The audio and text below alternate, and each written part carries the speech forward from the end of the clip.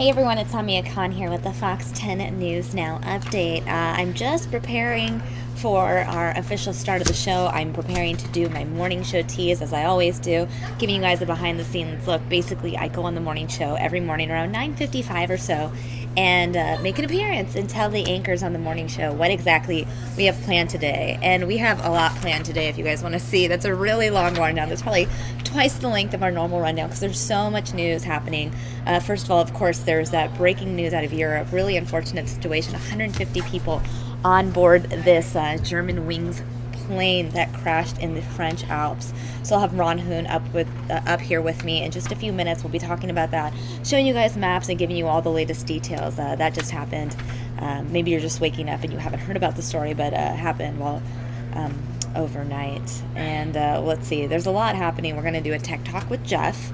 We are going to be chatting with Syleste as well. So I have a lot of guests up here. Syleste and I are going to be talking about new FAA regulations in terms of the flight path, as well as Arizona Senate Bill 1445. Now, this one's really controversial because the Senate bill proposes that police officers' identities be concealed for a number of months following any sort of violent incident or fatal, deadly incident. So I'm talking to her about that. Plus, at 11:30 a.m., we're going to be taking you live to that press conference that Deborah Milkey is holding. Now, Deborah Milkey, we covered her extensively yesterday morning.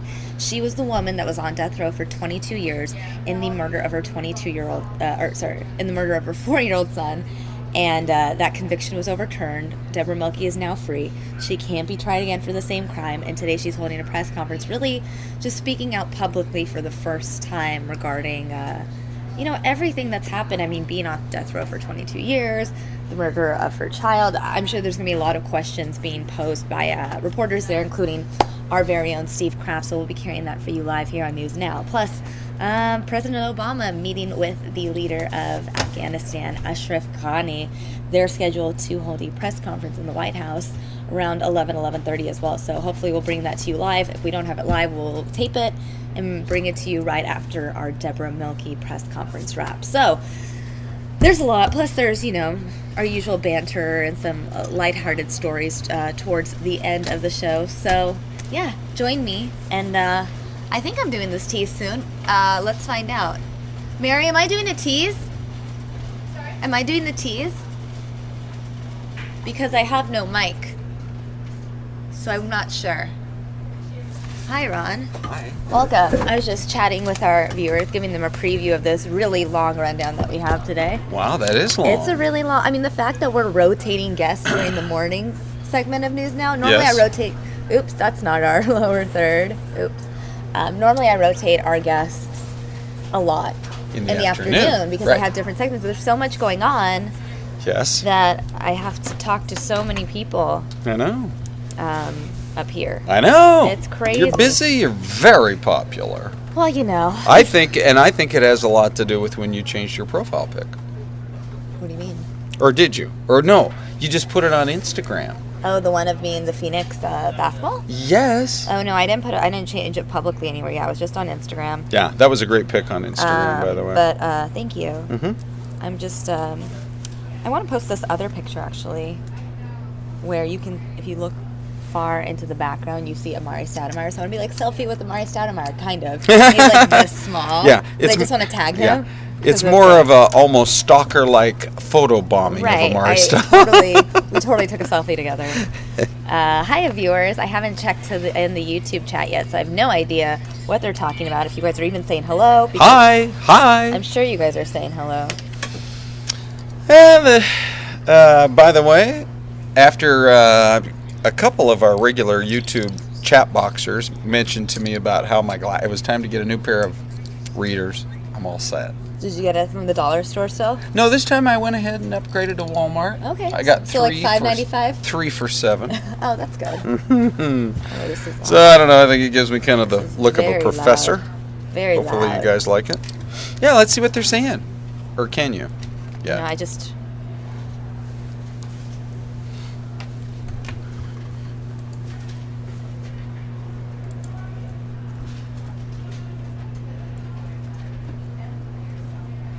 Yep, there's Dan with the clips going. Because I got my new clip, my new summer look. Hello, Savannah, out in beautiful South Carolina. Is Corey here in place of Rick? All week, yeah. Oh, I missed that yesterday because we were on all morning. And that's why I'm having to leave at noon, because I got to go do the noon Now I show. get it. So it's all fitting together.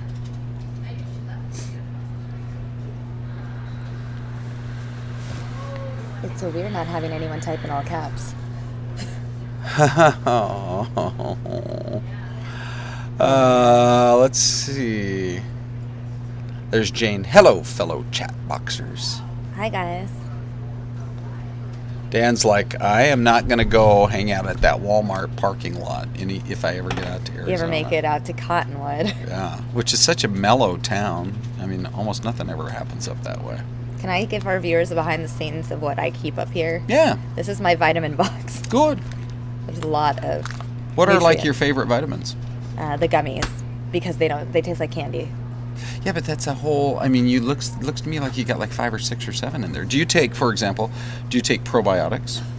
I don't know. I take women's vitamin D, calcium, iron, B12. Okay. Yeah, I take a D and an E and a probiotic. And a I'm a D. big believer in that. Hello. Hi, Boy, guys. we got a lot going on, you guys. Of course, we're expecting the Deborah Milkey news conference at 11:30. And then we're obviously going to be giving viewers updates on that plane crash out of Yeah. Europe and lots. Learning a lot more.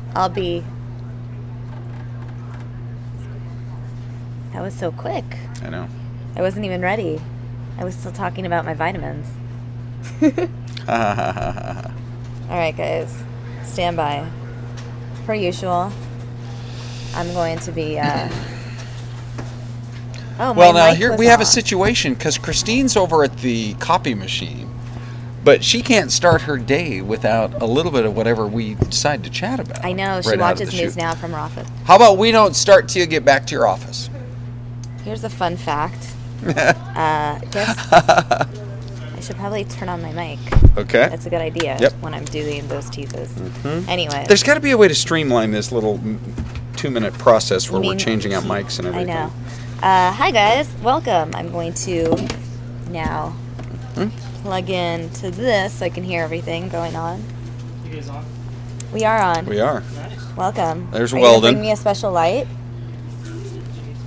I don't know. I asked Steve if we could have that one light. I just feel like I still have shadows on my face. But There's 2 you know, IFBs. that's just me being a girl. Yeah. I've turned my face and now there's shadows. If you pull up camera 1, everybody can see well. Oh, wait. Weldy, are you going to grab these mics or what? All right, we'll do a quick look at camera one. There it is. Ladies and gentlemen, you're looking at Weldon Watson. That is the definition of a director in the television news business.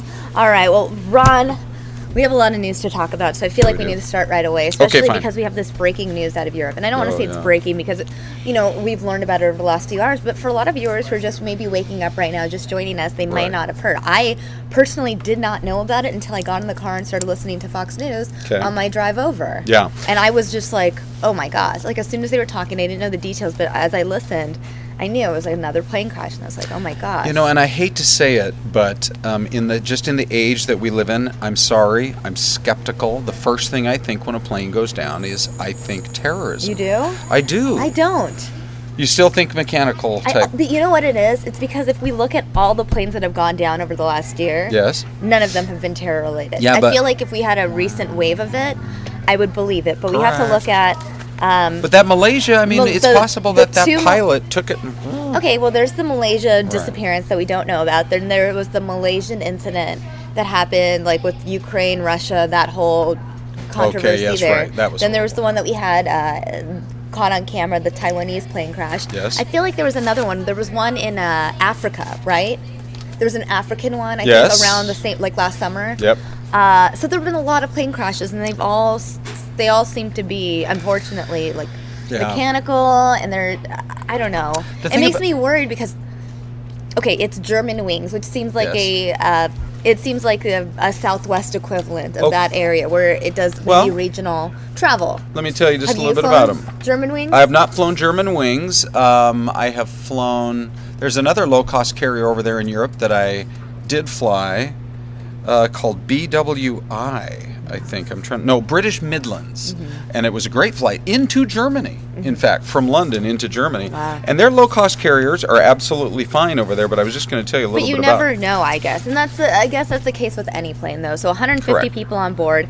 It is believed a handful of these were students, high school or teenage students that were Correct. doing an exchange program while they were in Spain. Yes, Going back to Germany. It's a sad story. Actually, we have a story from Fox News that I want to play, just to Okay. give an overview Okay. of what happened and just catch viewers up. And just to update everybody, we believe there were 16 high school students and 2 teachers. Right. And this is just a smaller town about an hour outside of Dusseldorf. This airline is hubbed in Dusseldorf, which is part of Dusseldorf and Cologne. It's actually a very populated area of Germany. And there's just got to be such heartbreak at that high school today to learn about It this. is really sad. Let's watch the story. A tragedy for the families of those on board a Germanwings aircraft, Flight 4U-9525, crashing in the French Alps with 150 on board. French President Francois Hollande says there's little chance of finding any survivors. C'est un deuil. This is a mourning period that we need to overcome because it's a tragedy that has occurred on our land. The flight traveling from Barcelona, Spain to Dusseldorf, Germany. The crash site in a very remote area, which may make any search and recovery efforts challenging. I am sorry for this very sad and dramatic accident. We will do all possible to help the families and give them all our support and attention. Germanwings, an economy carrier owned by Lufthansa, changing its social media logo to black following the crash. The plane is an Airbus A320. It's a single-aisle, 2-engine jet used for flights between cities located 1 to 5 hours from each other. The aircraft has a good safety record, 0.14 fatal accidents per million takeoffs, according to a Boeing analysis. Ladies and gentlemen, this is a tragic and very sad day. Reports say there was no precipitation in the area at the time of the crash. In London, Greg Palcott, Fox News. So that gives a good overview. That story had some maps in it. I know we're going to bring up maps as well so we can kind of go in depth and really understand the flight path and what we know so far. I see that you're on your phone. I was just checking the world clock, so it's coming up on 6 p.m. there in Germany.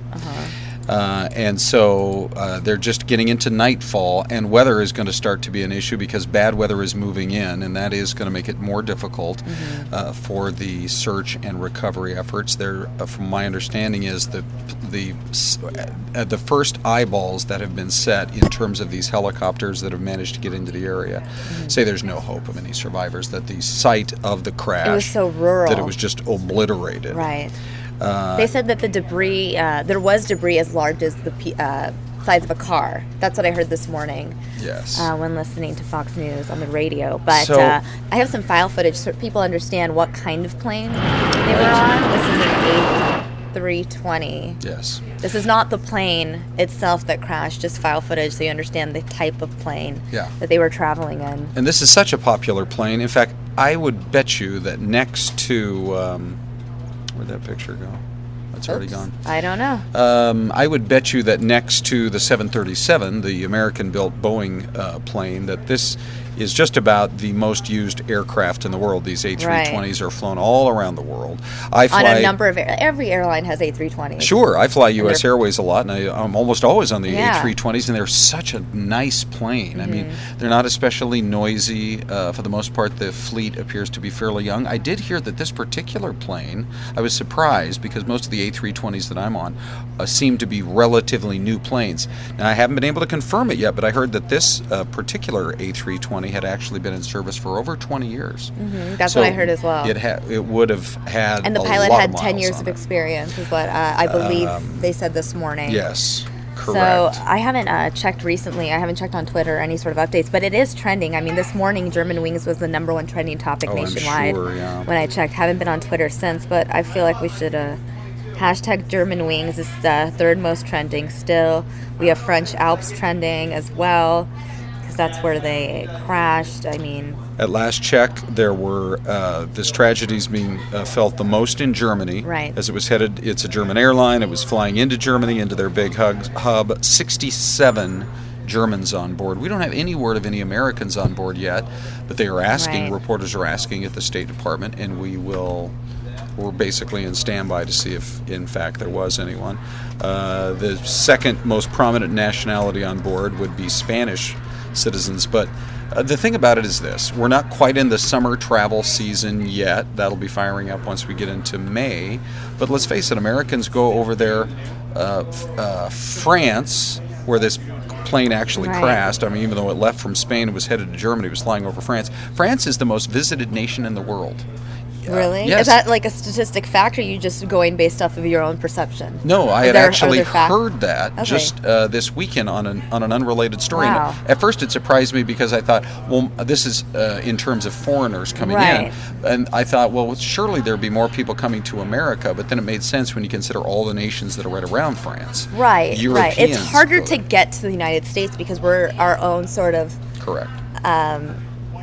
area. There's Canada, there's Mexico, but if you look at Europe, it's so easy to travel within Europe. And Europe's right next to Asia and Africa. They all kind of have their own club, and then we're just over here with South America. And I think people even in London will go to France for the day. Yeah, you can I remember take that bullet train and get over there. My cousin told me the next time I come to London, we'll go to Paris. We'll just for the day. Yeah, or just for a couple of days. And when she said that to me, I found that so crazy in my mind. I know. It's a concept that you can just, from here, it's like, oh, maybe you could take a quick trip to LA if you really and even wanted that is 6 hours. No, I mean like a flight. Oh, quick flight. Yeah. But then it's all the rigmarole. That's the thing about going when you take those trains over there. I remember the first time I took a train in Germany, and I went to the train station in Berlin, and there was really no security. I mean, you just bought your ticket, and you just walked on the train, you sat down, and about a minute later, whoosh. Right. We were headed straight for Prague in the Czech Republic. So, in terms of, let's see, we're already getting viewer questions. Savannah Rose wants to know why an 8-minute descent with no distress call. I'm thinking full flight failure. This is another thing I heard them talking about this morning on Fox News, was just this idea that there was no distress call, and it was the air traffic controllers that first alerted authorities that there is a situation of distress here. So, yeah, basically it's kind of conflicting, but the first reports that came out said that there was a distress call. Then after that, it looked like there wasn't, right. And so we can't 100% confirm. Well, the way I look at it, if they are conflicting reports, is that perhaps there was a distress call, but it wasn't made by the pilots; it was made by the air traffic controllers. Yes, that's I don't know. Correct. Or it could have actually come from a communication device on board. Okay. But there are a couple of really good points that she is bringing up here. Who was that asked? That was Jane? No, that was Savannah Rose. Okay, that was Savannah. So we, in terms of it wasn't one of these situations where there was an explosion on board and then free fall, because that would have been many multiple times faster than a 3,000 a foot descent. Per minute descent. Now that's extremely fast, and the people on board would have definitely been in their seats, hoping and praying that they were going to get out of the situation alive, which they did not, sadly. But it still feels like it's a somewhat controlled descent at 3,000, and yet there's no communication from the cockpit. So that is very strange. It raises the specter of, did somebody gain access to the cockpit? It raises the specter that something happened on board that wasn't fully catastrophic, but that was enough to disable partial operation of the aircraft. Right. And so for 8 minutes they were descending at a very high rate of speed, and they actually wouldn't have had to go very far. I don't know, there's a town in France nearby here called Avignon, which is famous in history because that's where in the early days of the Catholic Church, that's where the Pope moved the Catholic Church for over 100 years out of Rome and into this little town in France called Avignon. It's right here. Okay, so that's over there. Do you want to? In fact, let's pull up the map, and we'll show people a little bit more about what we're talking about. In fact, if we give them a little wider view, I can give them the full look at in terms of the track of what's going on. There's Barcelona. Okay, so here we go. Just to give you guys your bearings in terms of where this all unfolded. Let's make the font bigger. Okay, and so Barcelona is just lower left, not quite in the frame. There we go. Okay. So if Barcelona's here, and it takes a little bit of an unusual swing out path, which I think is probably just by virtue of anything, the way the airport is built there in Right. Barcelona. So originally they take off like this, out over the open water, and that makes more sense, Right. in terms of you're not flying right along the coastline bothering people. But then as you come up toward Marseille and Avignon, which is right here, you come right up into this area, into this area. I think it was a little south, only because Okay. when I was listening in, they mentioned that Digne. Yeah, I there you wasn't go. sure how to pronounce Perfect. it, but I would say it's probably a little east of that, where those Yeah. mountains are. Mm-hmm. Like that part of the Alps, I guess, where Yeah. it's mountainous. Yes. And so here's this town, Digne or Digne-le-Bon. They call it the more formal name of some of those French towns. They're longer, and then they just kind of... But anyway, point being, it would not have been that difficult if they had better control of the aircraft to get over. Certainly Marseille has... there's going to be an air facility there, and I Right. would have to believe that a town like Avignon would as well. Well, what's peculiar... And Grenoble. Well, the area So- that they crashed, though, if we Yeah. move the cursor a little to the right, to the east, Right. I would probably zoom out a little Yep, bit. yep. If we Right. zoom out, the one thing they were saying was very rural. There weren't many, there wasn't Right. really a town nearby Right. for people to rush to help. It just seems like it would... Yeah, and the first thing I thought when I heard them say about the French Alps, my first reaction was if that pilot did have full operational control of Right. that plane, and it's the French Alps, it's not the Italian Alps, it's not the Swiss Alps, it's not the German Alps, which I have a picture I'm going to show you of the German Alps in just a second. They are so rugged and they go forever. But the French Alps really only start kind of right in this area as you're starting to get up towards Switzerland and Italy. So you're saying that the Alps in France aren't as steep? They're not as high? They're not as rugged? Or I'm saying they're just along the border of Italy and Switzerland. Right. And so, and they're broad mountain valleys through here, so that if he had had full operational control, it seems to me he would have been able, in those 8 minutes, to have gotten to an area where at least he could have gotten out of the mountainous terrain. Right. Well, let's see. And they were ultimately... Here's Barcelona. This is where we ended up. But they were going to... All the way up Up to here. Germany, to Cologne.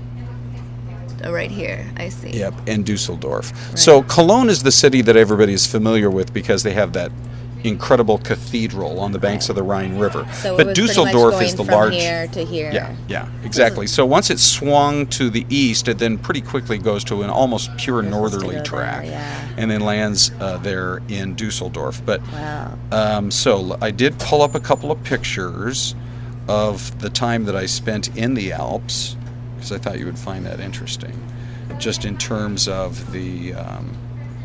Are these the French Alps? Or These the are the German? these are the Bavarian Alps, so you're right on the border of Germany and Austria. So this will give people an idea of the visual of what it might look like over there. Yeah, let's see if I can pull this up right here. No, all right. It's going to have to be like this. But anyway, if you look, so in the foreground of that picture that I took, and this is in a town called Garmisch, pretty darn close to the Austrian-German border. Can you get a feel for how you've got a town down there, and then you've got foothills, and then you've got these massive 10,000-foot plus mountains that that top level that you're seeing, those aren't clouds. That's the highest level of mountains that are pure rock cliffs. And it is just, having never been there before, here's another image that shows you just how quickly you get up into those mountains. And if you're deep into those mountains, you have no chance. Right. But again, the first thing when I heard the French Alps, I thought, well, most of that area goes down into broader mountain valleys. It just seems like there would have been a way to find a This safer is that spot. nearby town, Digne. Oh, good. So this is courtesy of Google Images, but Okay. this is a idea of what that looks like there. Okay. We go into like a street view of the town. You can see even then there's a lot of hills. Mm-hmm. But this is nothing compared to... Those, yeah, but even this, steeper if you Alps. look at it, looks fairly rural, you know?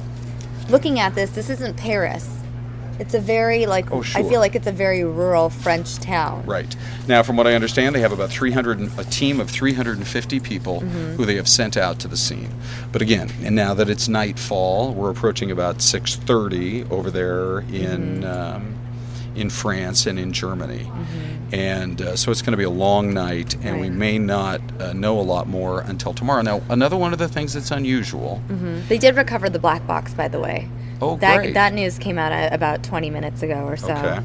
25 minutes. I saw that on Twitter. So that'll give us a lot of information. I mean, a lot of these crashes, that's the first thing everyone's looking for. Right. One of the things that's unusual was that it happened 1 minute into reaching cruising altitude. So you think about most of the time when you hear that there is a crash or a problem with an aircraft, Samia, just like the one we talked about not that long ago. Remember, we were using the maps constantly over in Taiwan, in Taipei, Taiwan. That was the one that was caught on camera with the taxi dash cam. I mean, that was right after takeoff. The vast majority of the time, it's within, I'm just going to put a number on it here, but I once heard from a pilot that 90% of all aircraft incidents happen just within a few minutes, say 5 to 10 minutes, of takeoff or landing.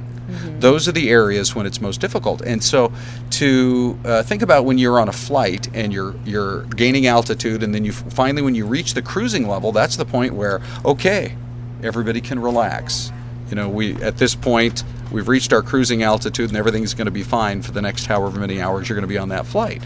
And so to be 1 minute in, it was almost like so coincidental that almost as soon as they reached cruising altitude, something happened of a near catastrophic nature that then no longer allowed the crew, you would think, to have full control. They did have partial control. Again, we're just looking at file video of the A320, the type of plane involved in this crash, in the Germanwings crash. Yeah.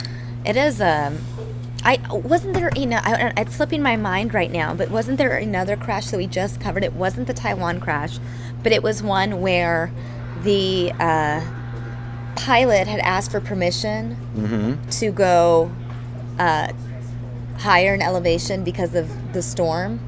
Okay. You remember this one just happened? Yes. Which one was that? It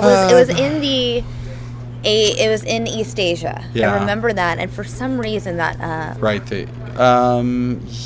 It was it's been very since recent. the Malaysian flight. It was after Malaysian. I don't remember if it was before or after the Taiwan one, but it was one where I want to say it was before. Air Asia. Yes. Air Asia crash. Right. There we go. Yeah, so this is the one, Indonesia Air Asia flight. This was the one, this happened, Surabaya to Singapore in late December. And this was also an 320. A320, yeah. Which I think we should talk about. Well, what's amazing to me right now is the fact that I could not remember this because we've had so many plane crashes in recent time. There's this one. There's the Malaysian Airlines one that disappeared. There's the Malaysian Airlines one that crashed over Ukraine. Yes. And you think about how after 9/11, then the following year, I believe it was, we had that crash of a jetliner taking off from JFK that crashed at Rockaway Beach in New York. That was in 2002. Yeah, that was a little while ago. And we were all so focused on airline safety at the time that after that, we went such a long period of time, I want to say several years, without any major, big, like a 747 or a 320 or any of those planes crashing. And so now in the last year or so, we've had a number of them, and they still have to be considered open investigations. That's the parts that is so mysterious, and that's why we're going to dig into this for you guys today to try to get as many answers as we can and at least fill in the blanks today, even though, like you said, Samia, they have found the black boxes. That's a major step forward. But at this point, we're just here to try to fill in the blanks because the first word that came out was that they had 35 minutes. This is at 4 a.m. This just shows you how a story is fluid. At 4 a.m. they were saying there was 35 minutes from the time they had the original, and that it was a full-on distress call from the plane Wow. to the time that it crashed. Now that we know it was 8 minutes. Right. you were here at work at 4 a.m., right? 3:34. Yeah. When did you first hear about this story? I heard about it. At what time locally did it happen?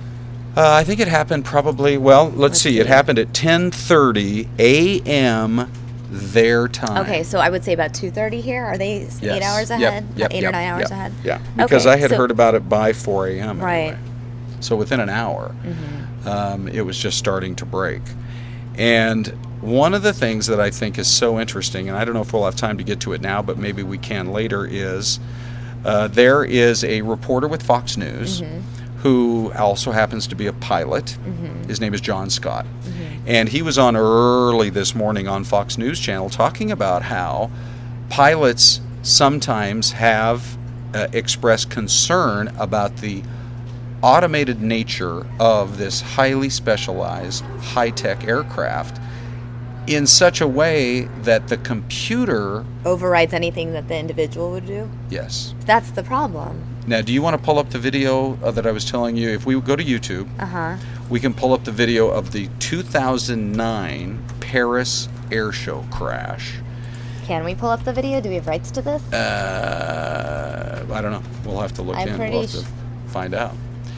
And so we'll check and find out. Do you know if we have access to this Paris, France air show crash from 2009? Yeah. Okay. Okay, yeah, that's a good point. That's a very successful. So the landing. very guy that we're going to hopefully get our approval from on this YouTube video, Steve, our executive producer or our assistant news director, just reminded me that the Sully Sullenberger that was also with 320. That was January 2009 U.S. Airways flight 1549. Right. That one was en route from New York City, LaGuardia Airport, headed towards Charlotte. I think, yeah. But that was one of those amazing things where he landed on the river, and and it was a bird strike, right? Birds had ingested into the engine. Right. But it's a good point, Samia, in that this aircraft can respond for you perfectly. Right. But on the other hand, we have these reports, and it goes all the way back to this crash of a Paris air show, and I didn't even remember seeing this because it's about 6 years ago. But if we can get the okay to use this YouTube video, you'll see a pilot is coming in at the air show in a 320, and it's almost like touch and goes, that they do for early pilot training, where he doesn't quite set down, and he tries to lift back off, and the computer is not letting him get full altitude. Because the computer thinks it knows better. The computer thought we were landing. Well, and I think this is the problem, with technology in general. And then you get into the conversation, everyone's talking about self-driving cars now. Right. What about in those scenarios? Are we going to see more car?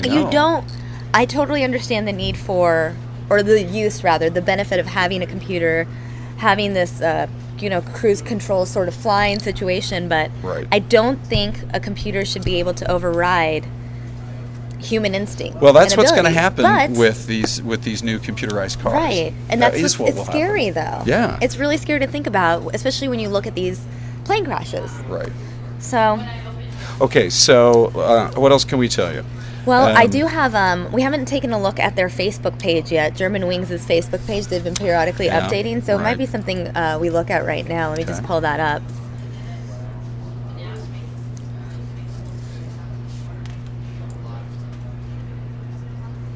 Yeah, because in that report we had heard they had taken their logo and turned it black.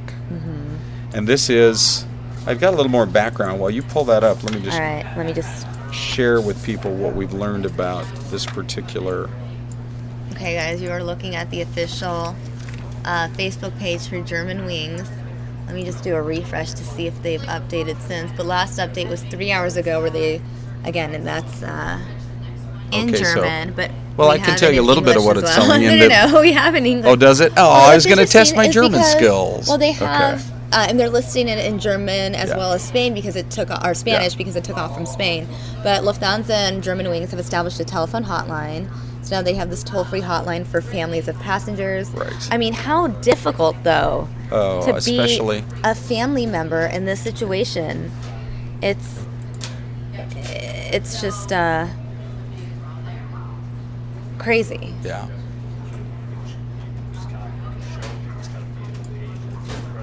Okay. All right.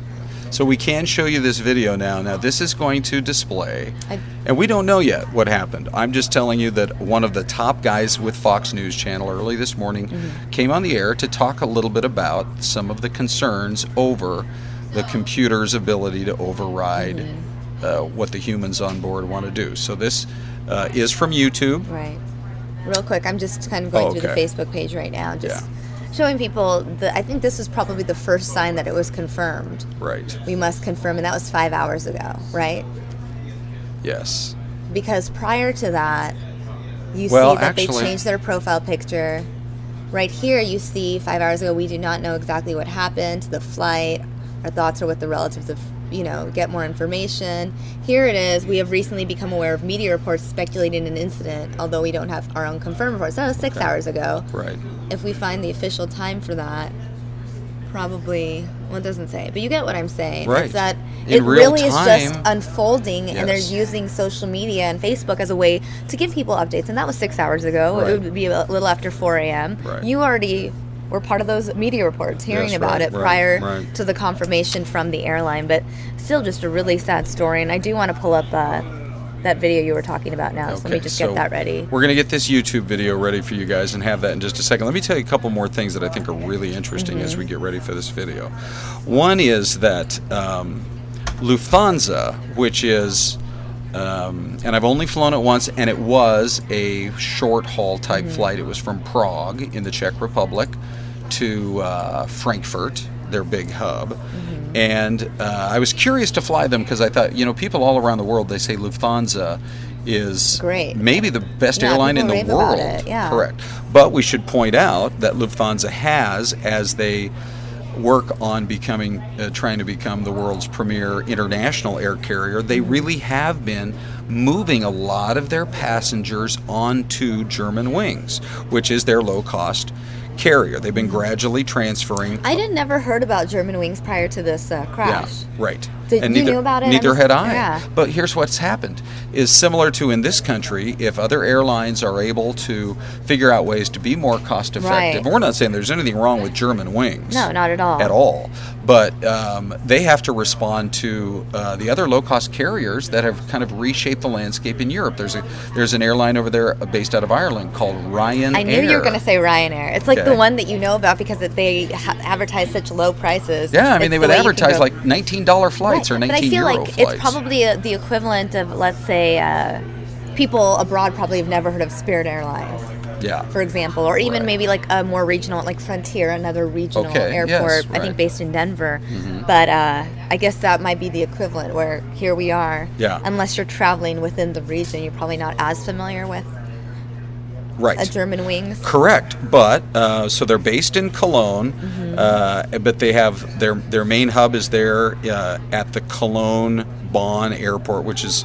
There's also the Dusseldorf. They've got a hub in Berlin and Hamburg and Stuttgart.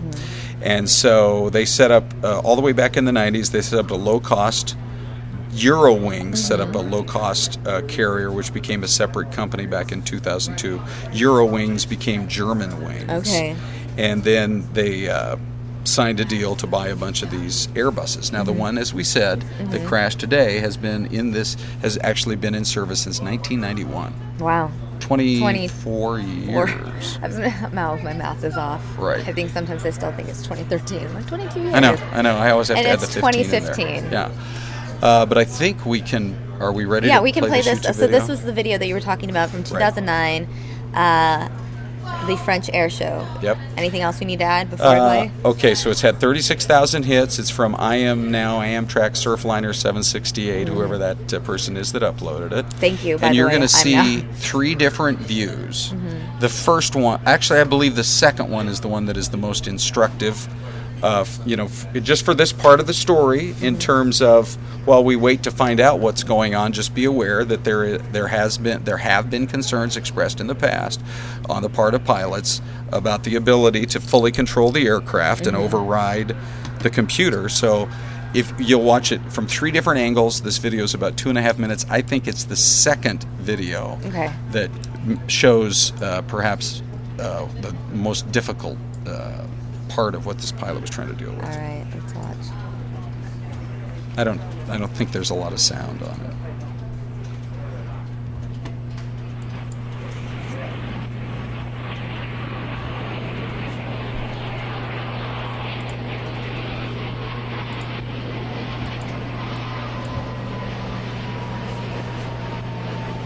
So right there would have been touchdown, and now he's trying to lift back up. But see what happens down at the end of the runway. Could you see that?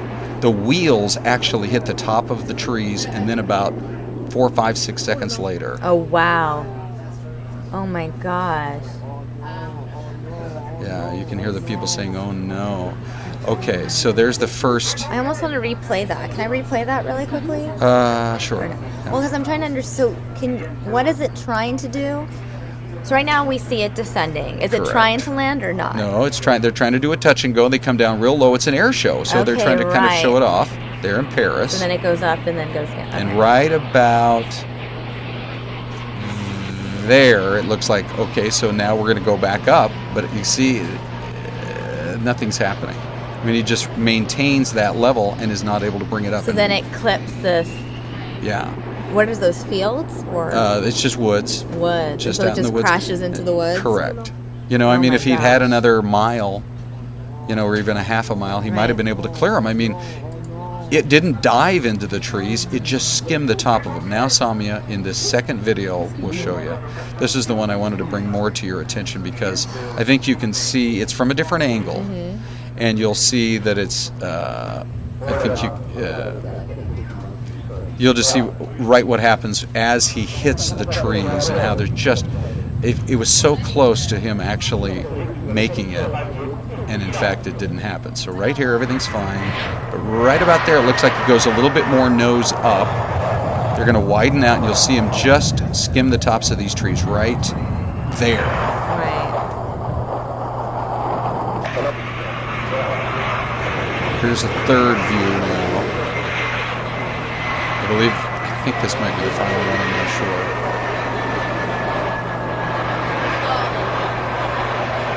This one's from a little further away, so the angle is different. Because it was an air show, it was just a pilot on board, right? There weren't more people. Yeah, there could have been a second crew member. I'm actually But it's not Correct. a full Airbus Right. A320. Still terrible. Yeah. So just look at it. Watch.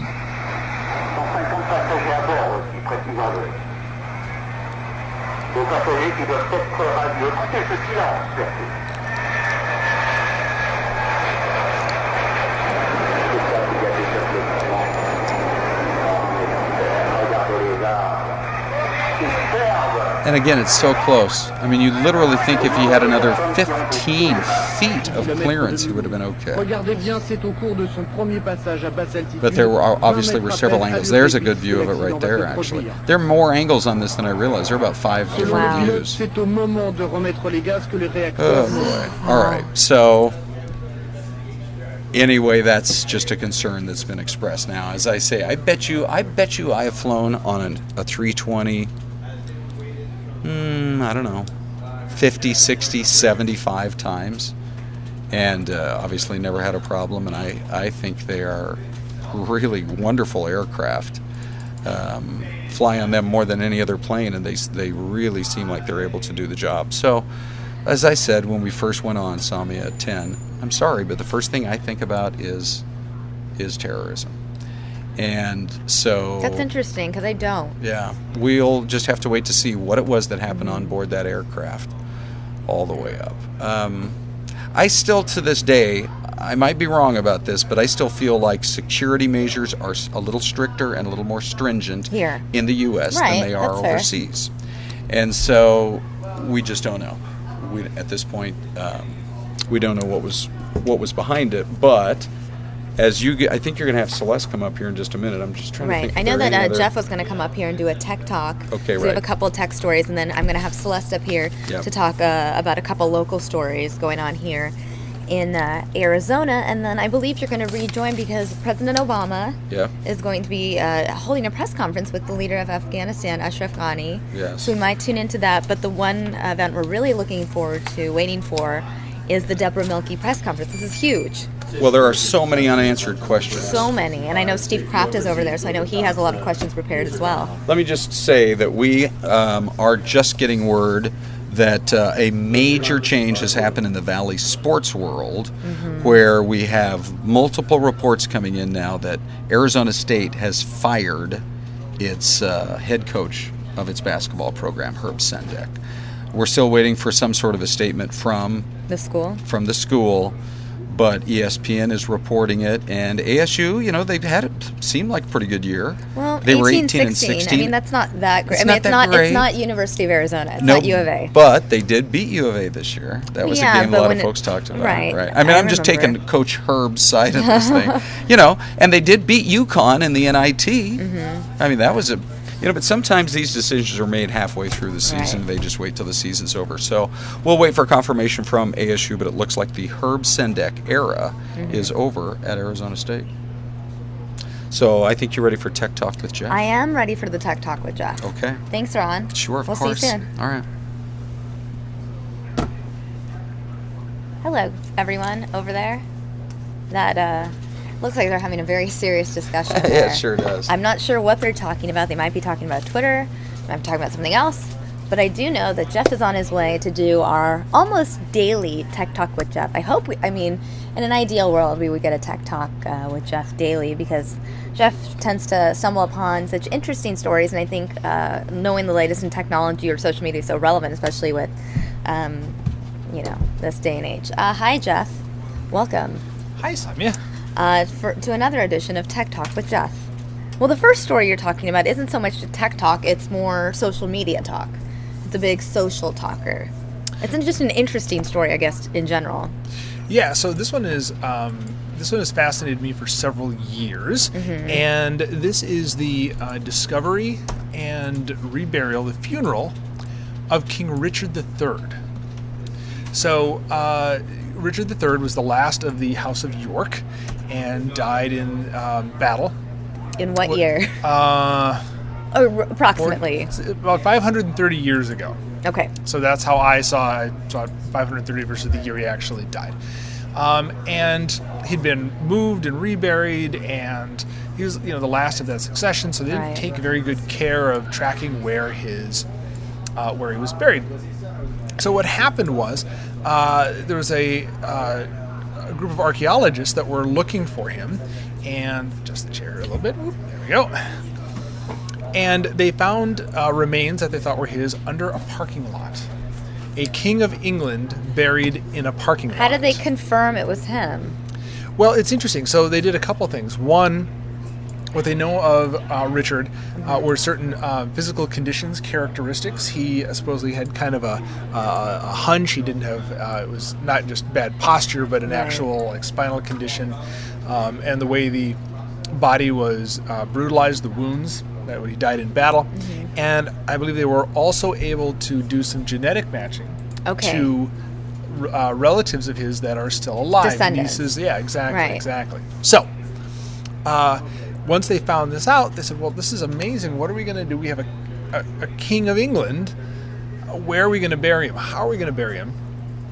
And so they used the hashtag Richard Reburied. They came to all these decisions, and they documented this entire royal funeral online. So people from around the world were able to tune in and watch a king of England be buried, which is certainly not something that happens, and especially a 530-year-old king. By the way, Joe Foley chiming in, I believe he lives in northwest England, in fact, saying that King Richard III died in 1485 in the Battle of Bosworth Field. Yes. They found him in a car parking lot in the U.S. I think that's basically the same thing. Yeah, so we have some pictures here from their Facebook page. Right, let's go ahead and check this out. Of the funeral. My understanding is the Leicester City Council? Yes. And then there's a Twitter account as well where they documented it and shared it, and you can see... We'll check out Facebook first. Yeah, so here's a picture of his casket, and I believe those are... I think his coat of arms on there, and then the crown placed on that. He is not so to say on display, but sort of there's a visitation going on. There's lines, thousands of people as this funeral procession went through the different towns and so on their way to Leicester here, where he's going to be reburied. People lined the streets, and they celebrated, and they had 21 cannon salutes, and just the whole, almost all the pomp and circumstance that you would expect with a full funeral of a monarch. So, to me, this is interesting for a lot of reasons. I'm just going to flip through these pictures while you please. chat. So, and again, you can see all the media crew that came out to cover it, the amount of people that showed up. Right. A plaque commemorating his life there. Does it say 1483 to 1485? Or is that just a rough idea or approximate? Because otherwise it alleges he's 2 years old, which would make sense. He's not. He wasn't 2 years old. I believe that's an either approximation right. of when he died, or possibly when he died and when he was moved, because I believe his body was moved at some point. So again, you had a lot of reenactors coming out in period piece to honor him. The casket that he's in. This one back here? Yeah, it's a simple wooden one, and I believe it was actually made by his great grandniece. Oh wow! Or somebody who's like a really woodworker. I believe in Canada actually made that, and just the way it allowed people to participate. That you have an event that most people are not going to ever, be able to participate in their lives, and then you have the history tied to it, and taking to social media. Right. It'd be interesting. I wonder what Richard III would make of this. Saying of social media, of his coverage of his funeral 530 years later. The whole thing is he's in this battle, losing, going down, mortally wounded. The fact that half a millennia later, this happened before, North America was discovered. This happened. Right. This is older than our country. Right. Okay? Christopher Columbus sailed the ocean blue in 1492. I feel like is the rhyme or something. Yes. So this is, yeah. The things that are used to cover this, the interaction that people have, the people who are talking about him, the fact that he was remembered as he is just utterly amazing. Let's go through more of these photos. They have 59 photos from this event. Yeah, there you can see all the media. Do they have a full funeral procession for him? Full procession. And at some point, I'm not clear on exactly the different phases, but at some point they had the horses and carriage going through the streets. This is a 2-year-old that's there with his dad. Yes. Visiting. So yeah, they used a hearse during part of the procession, but I hope through here you'll see some of the actual horse and carriage procession, because that's always impressive to me. And I used to know more of the terminology around some of the pomp and circumstance. One of those things you only see when there's a head of state. We have a number of British viewers tuning in. Right. We have at least 3 or 4 regular British viewers, so maybe they can chime in and share some of that information with us. Yes. This is the last Plantagenet king. So thank you, Joe, for the information you're providing there. John Persili wants to know, what's the backstory? How did he end up under the parking lot? Well, as I understand, and Joe, feel free to chime in and correct me if I miss any of the salient points here. But when he died in battle, he was just quickly buried. They didn't really want to make a big deal of it. He was on the losing side. So it wasn't publicly marked or anything? Right. And then I think later on they found the body. They moved him to a monastery in the area, or a church. But then that too, his grave there was sort of lost. And again, he was the last of the Plantagenet kings, and there really wasn't a push to sort of commemorate him and so on as somebody that they wanted to remember. So his gravesite was lost, and the parking lot, or the car park where they found him, was built on the site, or near the site where this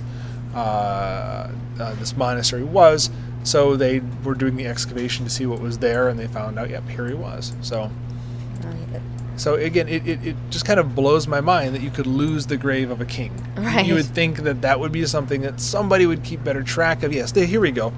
With the horses and the carriage, and specific name for that cart with the coffin's on it. I can't remember exactly what that is. So let's see. And I think he's believed, I think, laying in state. So there you can see they're projecting sort of the crown and Richard III right on the clock tower.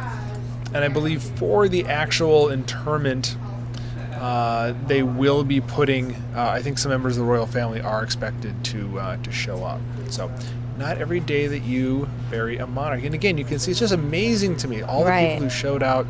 I mean, it's a once-in-a-lifetime sort of opportunity. Yeah. And, I personally, it's interesting as an American, I don't necessarily understand the fascination with royalty.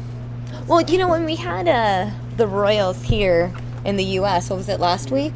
Mm-hmm. We were talking to some of our British viewers, and they were saying that they think Americans make a bigger deal of the royals than they do themselves. And then they were saying they're just sort of celebrities. Someone actually compared them to the Kardashians, I think, in the YouTube chat. Sometimes they behave a little like the Kardashians. I'm just saying that's what they were comparing it to. It's just sort of, they're famous because they're famous, and because of, Well, but I think, the history. I have some good friends in the UK, and so again, Joe, our honorary historian here today, saying that his tomb was destroyed during the Reformation. Again, not surprising. That's how a lot of that stuff worked. But they said that part of it is this connection to history, and that it's powerful to feel that even though there's been changes in different lines and so on of the kings, that you still have this line you can trace back hundreds and thousands of years, and it gives a sense of permanence and importance and connection to the past that the U.S. as a relatively young country doesn't really have. And I think, perhaps that's why this is so popular to so many people, is that you get that connection to the past. A king who was lost is now found, and, the people many, many generations removed show up to honor him. So this is the Twitter page that they had for him? Yep, that's the Twitter account they had for the reburial. And you can see lots of pictures on here. They're very active in retweeting what's going on. Benedict Cumberbatch there pictured is, I guess, going to be speaking at the service. When is the service? So, I believe it's Thursday, and I believe it's actually going to be streamed. So I don't know if it's something that will be viewable Thursday, in the U.S. Right. Thursday at 11:30, so it would be early in the morning. Yeah, here. So if it's 11:30, we're about 7 hours off. Hours. So yeah, you got to wake up really early or stay up really late. Yes, but I remember when Princess Diana, her funeral, that was people were up at all hours, and that was far. But I feel like Americans had a much more personal connection to Princess Diana. She was absolutely, absolutely. But yeah, this is still very cool interesting to watch. This is interesting and very historical. Yeah. I just don't think there's going to be as many people staying up all night to watch. They'll probably catch the replay. Yeah, I completely agree. I think, if I have insomnia that evening, then I will probably tune in and watch it. It's very, very cool, though, that they had a Twitter account and a Facebook account just documenting all of it. It's a way to connect people to the past and bring them into something that would otherwise be, pretty small and you wouldn't be able to really engage in. So, all right. So that was my one story that I had. I was very excited by. And that was really interesting. I think that everyone was interested in that. Yeah. Let's see. What are people saying over here? Who was the first king of England? John wants to know. That I don't have the answer for. Yeah, you're exceeding my trivia off the top of my head. But you know what? The way that we need to know our first president, George Washington, perhaps Joe Foley can chime in. Any of our British viewers, feel free to chime in, answer those questions that John and other viewers have. Yeah, we appreciate if there's a story we talk about that you have a connection to, have some information on, let us know. That's why we love that chat so much. Somebody asked a link to this. I will send out via the Fox 10 News Now Twitter account a link to the connection to the Richard III Twitter account. You can kind of go from there to find things. So, and any time that you see something on here and you want more information, contact us on Twitter, Fox 10 News Now, and we're happy to get some more information out there for you. So the next story touches back on something that we talked about 2-3 weeks ago. Right. Facebook enacted a feature where you can report if somebody looks like they might be committing suicide. Does Twitter have something similar? I don't know that they do. I don't think they do, but I know. I mean, Twitter has actually come under a lot of fire for having very few controls for harassment and other issues. Facebook, on the other hand, has really tried to crack down on this. So, if somebody makes a post that you feel might imply that they're suicidal, they're suicidal, you can report that, and then Facebook will pop up a note to them and say, "Hey, are you doing okay? So and so said you might need help," and go from there. But what happened was, a guy was. Is a shock. Not everybody on the internet is completely truthful in what they do, and you get a lot of trolls and screwballs and everything else. Well, apparently a man in San Mateo, California was joking around. He was pretty down, but he said he was going to hang himself from the Golden Gate Bridge, and it got reported on Facebook, and he ended, and it sounds like some other people called the police on him, concerned about him, and he was detained for I want to say a day or so, while they evaluated him at a psychiatric institution for 3 days. Yeah, so he basically was locked up for 3 days in a psychiatric facility because they were concerned about his health because he was joking about this online. So that re-engaged this whole conversation. Do things like a welfare check help, or do they hurt? I don't know. According to this article, someone's saying that Facebook needs to leave suicide prevention to family and friends. Well, I mean, there's that element of it, family reaching out, friends reaching out. But if this person claims that they're going to the Golden Gate Bridge, if law enforcement can be there before the person arrives, that will help. The problem is when it's a hoax. But how do you know when something's a hoax and when something is real? And should you just take the precautionary measures to prevent any possible tragedy?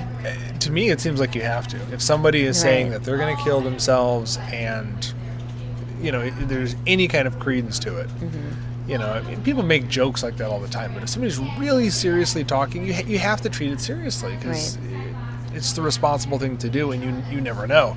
What's interesting is the U.S. lobby group Consumer Watchdog actually wrote a letter to Mark Zuckerberg, the founder of Facebook, asking him to suspend the suicide prevention program until it's fully protective of the rights of all individuals and contains safeguards against abuse. I don't agree with that. I feel like it's better to be safe than sorry. I get it. It's going to maybe stress the resources out there, law enforcement, for example, but again, I feel like it's better as long as it's protected against things like basically swatting, where and swatting, if you're not familiar with the term, is faking. We had that Little Wayne's shooting, and you had mentioned swatting for the first, or that's the first time I had heard about it. And that's a big thing online too, where especially in gaming communities, you find out where somebody lives, and you want to play a prank on them. So you call the SWAT, you tell them there's a major situation, and SWAT shows up and causes a huge problem at their home, scares the hell out of them, if nothing else, and potentially more. SWAT does not take it lightly if they think there's armed individuals on someone's property. So if using this Facebook thing, I could just say, hey, I'm upset at you, I want to screw with you, so I'm going to report that you're looking suicidal, and problems show up, the police show up at your door. That's a problem. I feel like you can't just, report it without actually showing proof, a screenshot of the post or something. Right. I feel like you still need to prove it. Yeah, and as long as that's in place. Right. You see the screenshot, whatever. Correct. You see the back and forth Facebook messages, something that gives law enforcement enough of a reason to go check on this individual, I think. So. Yeah.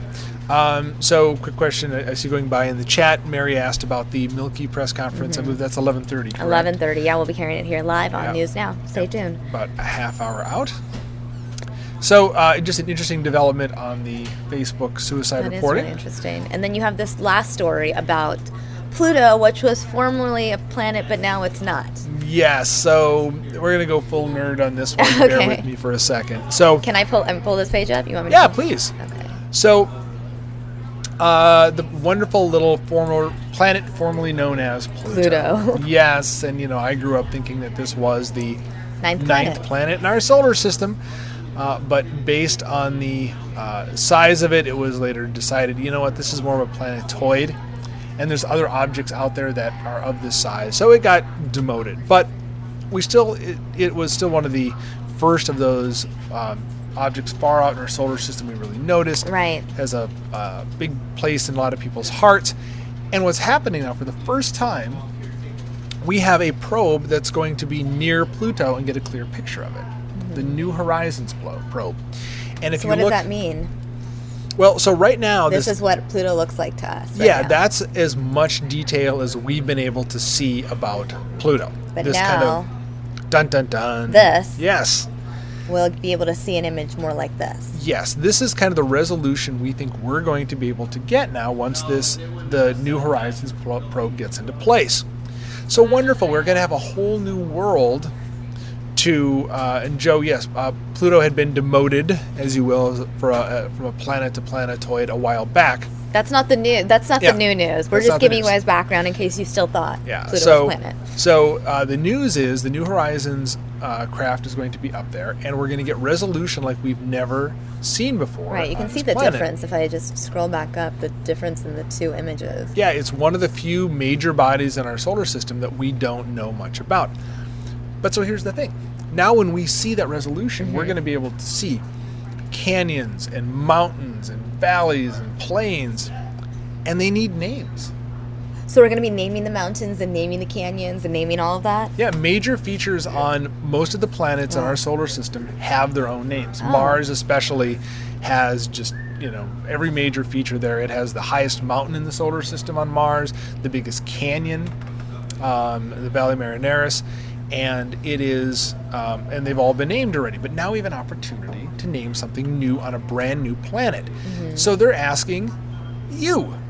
They're asking the public to submit names for what we should call these features on Pluto. Yep. So at this website right here, ourpluto.org, Yes. visitors can suggest your ideas for names and vote on your favorites. The team will Exactly. use your best ideas in the proposal to officials. Let's see. Yeah, I think there was a. So if you look, you can Vote. Yep, nominate. I think is the Nominate a name. right. So this is the organization that actually is responsible for naming different celestial bodies. This is so interesting. Yeah. And here, it talks about the different themes where they would like it to represent, explorers or vessels or, fictional destinations. Now, especially because Pluto is another name for Hades, or it's the Roman god of the underworld. Things that fit, if you scroll down a little bit more, underworld and underworld locations and travelers to the underworld. Which will be found on your A and B receivers. We'll also run D and SD to ADs, where you'll find the HTTP receiver for the SD. We'll be making a switch shortly on that D receiver. Did you hear what they were saying? I did I not. have no idea. So if you missed that, or if you're new, so sometimes they have a cut in here and they announce that we've got some video of something happening somewhere in the country. We'd like to stop, listen to see if it's something we want to take on the air. I have no idea what they just said. I could not hear. I just heard a lot of where it was coming in, but I don't think they ever announced what was coming in. No, I missed My that guess. as well. So Patrick's saying name it Kanye. Well, one of the rules is you cannot name the features after a living person. So Kanye is out. Yes. Yes, unless, well, I'm not going to go there. I was going to make a rude comment. So I think I follow. Yeah, anyway, yeah, good old Kanye is out. But there are a lot of other interesting ideas here. Alfredo saying name it Tiny Tim. There you go. A Christmas Carol. So I think it would be fantastic to actually contribute here and put ideas. That is in, really interesting. And if something that you suggest ends up being the name of a mountain. Have you come up with any of these names already? I mean, I know you've been following the story. I have not. I probably will, just because, again, this appeals to my geekitude on an amazing level. Can we name something after News Now? Probably not. Yeah, I don't know. Would have to inspire somebody here. Yeah, I don't see us falling under any of the qualifications currently listed. Yes. Yeah. So, and they have a lot of names here as well. So, I mean, I think that'll be fun to look through as well. So So that is my tech and social piece today. You can watch the funeral of a king, and you can name features on faraway planets. So that's the kind of stuff that I get excited about in social media land. That was a really cool update. Well, thank you very much. I feel like it's very useful. Now, people, if they're up really early on Thursday morning or really late Wednesday night, have something to watch. Yep. And if they're just thinking about, wow, I should contribute to society in a grander way, why don't I name something on Pluto? They can do that too. There you go. You know, you're really helping people. Be inspired. Well, Jeff, thanks so much for your tech talk. I think we're going to switch you out. I see Syleste sitting right there. Yes, I will take out with the wonderful Syleste, and thank you for having me on. And goodbye to everybody in the chat room. I'm sure I'll be back on again soon. Very likely. Thanks, Jeff.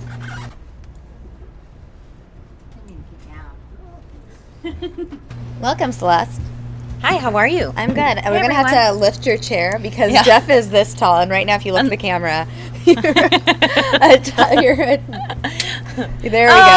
lot better. I was like, oh, you're a little, that was really funny for those 10, 15 How's everyone doing today? How you Everyone's doing? good. I mean, we've been having a busy morning, as you know, the crazy crash in Europe. Then we did our tech talk with Jeff, and now I have you up here because there's a couple local stories that you know a lot about. First and foremost, there's this story. I want to actually play this story before we get into the details and your analysis of it. Okay. This is a story that Mark Martinez did last night after yesterday's meeting about basically people are very concerned in certain neighborhoods about the noise overhead from aircraft because of certain flight path changes. Right? Mm-hmm. So I'm going to play this story. Mark Martinez did it last night, and then let's chat about it. Let's do it. Okay.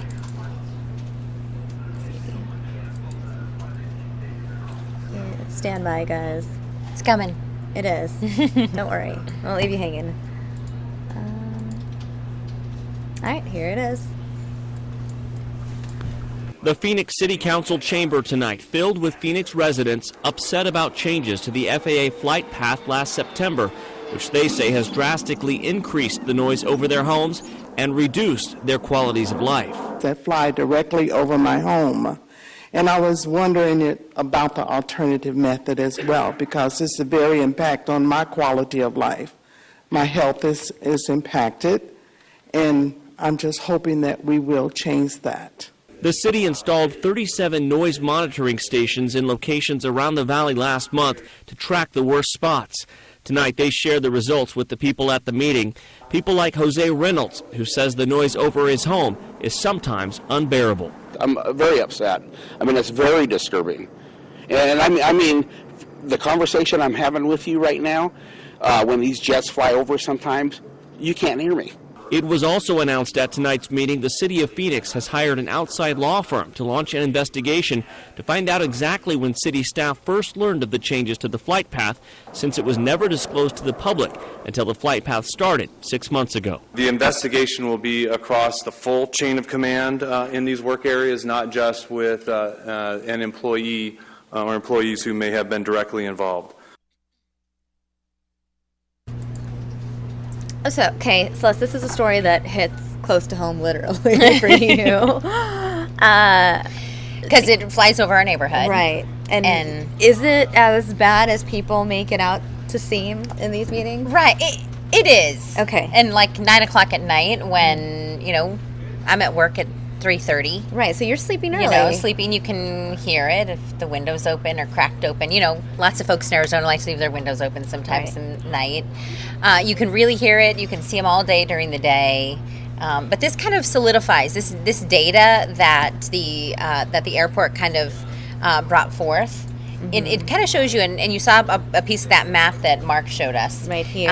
This one? Let's pull this up again. Okay. So the map you can see, these are mostly Central Phoenix, South Phoenix neighborhoods. What you don't see on here, I mean, up in the top right-hand corner, you see Lincoln, McDonald, Chaparral. There's actually some neighborhoods even northeast of there that they studied as well. I think there were 37 different locations that they studied. And they looked at peak times, they did data recorders, they also did in-person type of data collection, so it was like people actually standing there watching the planes go over, recording how loud the planes were, and they found that they actually did add a significant amount of noise to this. Well, I mean, regardless of the flight path, I mean, someone is going to have to hear it. It just, how do you decide who? Yeah, no, I totally agree. Another argument that people say, people live out by Falcon Field, or you live out by Luke Air Force Base. We have, and you have Rachel. people. I live next to Glendale Airport, so I'm under multiple flight paths. I really enjoy it. I get to watch all the awesome. Yeah, I mean, the kids love it. Yeah. I mean, my kids love it. They like. We have 3 kids, 8, 5, and almost 3 years old at home, and they love seeing the planes. And when you look at. Did we purchase a home in the area in which flights were already flying? Right. And no. So the path changed recently. Right. It changed recently. So that's kind of the biggest concern with folks who live. And it's not just, Central Phoenix neighborhoods. It's folks all over the valley, because flights have changed in and out of Sky Harbor. Some of the arguments say, maybe they're some of the lobbyists from the airlines, because, cuts down on some of the costs for jet fuel. Mm-hmm. Are the costs for the airline tickets going down that much? Probably not. So it's increased in probably profits for the airlines. Right. So there's a lot of different components. Now, the FAA says they're going to possibly look at changing some of these flight paths, but how soon that's going to happen is probably and even if they it's not really not going to happen very if quick. they change it, though, isn't there just going to be a new group of people that are upset? Possibly, unless they move it closer to the flight path where it was originally So why located. did they move it? Well, it's part of it's called the Next Gen program. It's part of this 10-year plan that the FAA has talked about doing, and it's not just Phoenix; it's multiple cities across the country. And the deal is, though, that Congress is supposed to get a study done in the city of Phoenix, like it does in other cities, to collect data and look at what neighborhoods would be affected and things like that. But they pushed it through without even having any type of study done, anything like that. And so that's a big argument, that they did it kind of behind closed doors. Right. Transparency was lacking. And that's why people are upset. Yes. Yeah, very much so. But it's neat for the kids. Right. So what is the potential immediate solution to all of this? You just have to wait and see. I mean, a lot of people in the neighborhoods, there's been a big grassroots effort, a lot of neighborhood activists, a lot of the neighborhood presidents, a lot of the groups have really been working with the city of Phoenix. They hired an attorney. They're looking at suing the FAA. They hired a guy out of, I think, Colorado, who specializes in landmark cases with the FAA and suing the FAA, and so he knows government law very well as far as federal law and things like that. So, yeah. Wow. It's still moving. It's not in any way over, and in fact, this data kind of solidifies that some of the complaints from some of the folks who live in these neighborhoods they're actually valid complaints. Right. And you made an interesting point. I mean, when you bought this home, it wasn't in this flight path. Right. So not only are you now forced to listen to it, but how does that affect the home value? Does it decrease the home value because of the noise? Well, we haven't seen, obviously it's been such a short amount of time. Right, but is that a potential concern, I guess? I think, yeah, for a lot of the people who live downtown it is. Yeah, and it's a quality of life thing, too, for a lot of people, folks who maybe don't have kids, or if you have dogs who get, bothered easily at night. Well, there aren't that many flights that fly really late at night, though, right, into Sky Harbor? I don't know. Some of these studies were saying, I didn't look at exactly the time of day, where some of them were at 9 o'clock at night, 10 o'clock at night. Right. Some of them come in later, 11:30. Right. Perhaps those quick Southwest. Some of the data collected at some of the spots showed the flights came in every 4 minutes, every 5 minutes were flying over the neighborhoods at significant amounts of noise, and that's what they found. I see. Mm-hmm. So it's almost never ending. Right. It just keeps going over. Right. Yeah. Wow. Okay. Yeah. It just has become a part of, what we deal with. Right. It's fine. We'll survive. You have a nice optimistic approach to it. I guess you have to. Yeah, there are some things you can't change as quickly, and you hope that you can, and then you kind of just, you take some ownership and you try to make some changes and hope for the best. Jay Deering, move the airport to the desert 20 miles out of town. Yeah, that would be nice. And then in about 20 years, there's going to be neighborhoods all around that airport. But then on the flip side, I kind of like how convenient Sky Harbor is in terms of just access to the airport. The fact that I don't have to drive ridiculously far just to pick up my friends that are visiting, for example, or my family. It's a very central airport. It is right in the middle of town. Right. It's perfect for the people that are, out in Gilbert, Chandler. Everyone can access it. Mm-hmm. It's right in the middle of everything, which... When it was built, though, it was just Terminal 2, right? It was just Terminal 2, which they're going to expand and turn into kind of connect to Terminal 3. Mm-hmm. And at that point, when Sky Harbor was built, the Coliseum was North Phoenix. I think I've shared that my family's from here, been here forever. I remember my mom telling me when I was little that the Coliseum and kind of the neighborhoods just north of the Coliseum, like in Cano Park area, that all was like North Phoenix when she was really little. So where? And so that's Thomas and 19th Avenue. Wow. So then when probably maybe 15 or so years ago, the 51 just went to Shea. And then it built that's out. all new. Right. So, you're newbie here. So everything's kind of like, well, I live the 303 is awesome. I live north of Shea. So I'm like, I'm in this new, super new. So 15 years ago, you would have had to take surface streets to get to Shea and then hop on the 51 there. It's pretty neat. A lot of We've fun kind of facts. just, like a phoenix, right? Risen from the ashes. By the way, I got that info. The FAA changed paths because the airlines were now flying directly city to city through GPS. Mm-hmm. So it was an efficiency sort of thing. Right, exactly. Wow. Mm-hmm. That's a crazy story. There's one other story I wanted to talk to you about while you're up here. What's that? Is that Steve Levi? Yeah, it is. And he's right. Yeah, he's our executive producer. He's right. What he said was that the FAA sent the city of Phoenix a heads up about the recent changes. This is back in 2013. Mm-hmm. So the person that received that information in 2013 didn't communicate it with the neighborhood. Didn't communicate it with not just the neighborhood, but the rest of the city management. Okay. So it was probably, I don't know, it was the last correspondent that the city actually sent out about this entire issue was a letter by the city manager, I think it was last week, was released and said, you know what, we didn't know that this city employee knew about this information, but in fact, so now there's an internal investigation within the city looking into why this specific person did not communicate any of that to city leaders. Right. So the FAA actually did communicate with them. So much drama. But there was a lot that needed to be done, studies and data and stuff like that. This is not the last we're going to hear of this story. We're going to be hearing about it some more. Okay, so moving on to this other story, the Senate bill, I feel like, I want to say it's controversial because I can see the pros and cons on both sides. This is Senate Bill 1445, which would require the concealment of police officers' identities following a violent or perhaps fatal incident for a number of months. 2 months, 60 days. Okay. Right, 2 months, 60 days. And so we have, both sides of the story. I have a couple of sound bites as well. Yeah. Do you want to play them first? Yeah, let's play this first. This is in support of SB 1445. Right, the president of plea. I believe it certainly will, and that is absolutely the exact intent of this legislation, is to allow the investigation to progress to the point where we can talk about real facts, and then also to allow some of the emotion to subside with regards to some of these shootings, so that we don't have the inflammatory actions of protest at the officer's home or threats to kill the officers. Hopefully that's what we're going to eliminate with this legislation. So he makes a lot of great valid points. Right. On the flip side, though, I still think that there would be protests. It just would move. It would be in a central place like a downtown, and I feel like people would go to then very great lengths to try to figure it out. Right. Who the person was behind. Right. There's two cases. I asked him, I said, how did this bill really come about? He said, there's two cases in Arizona.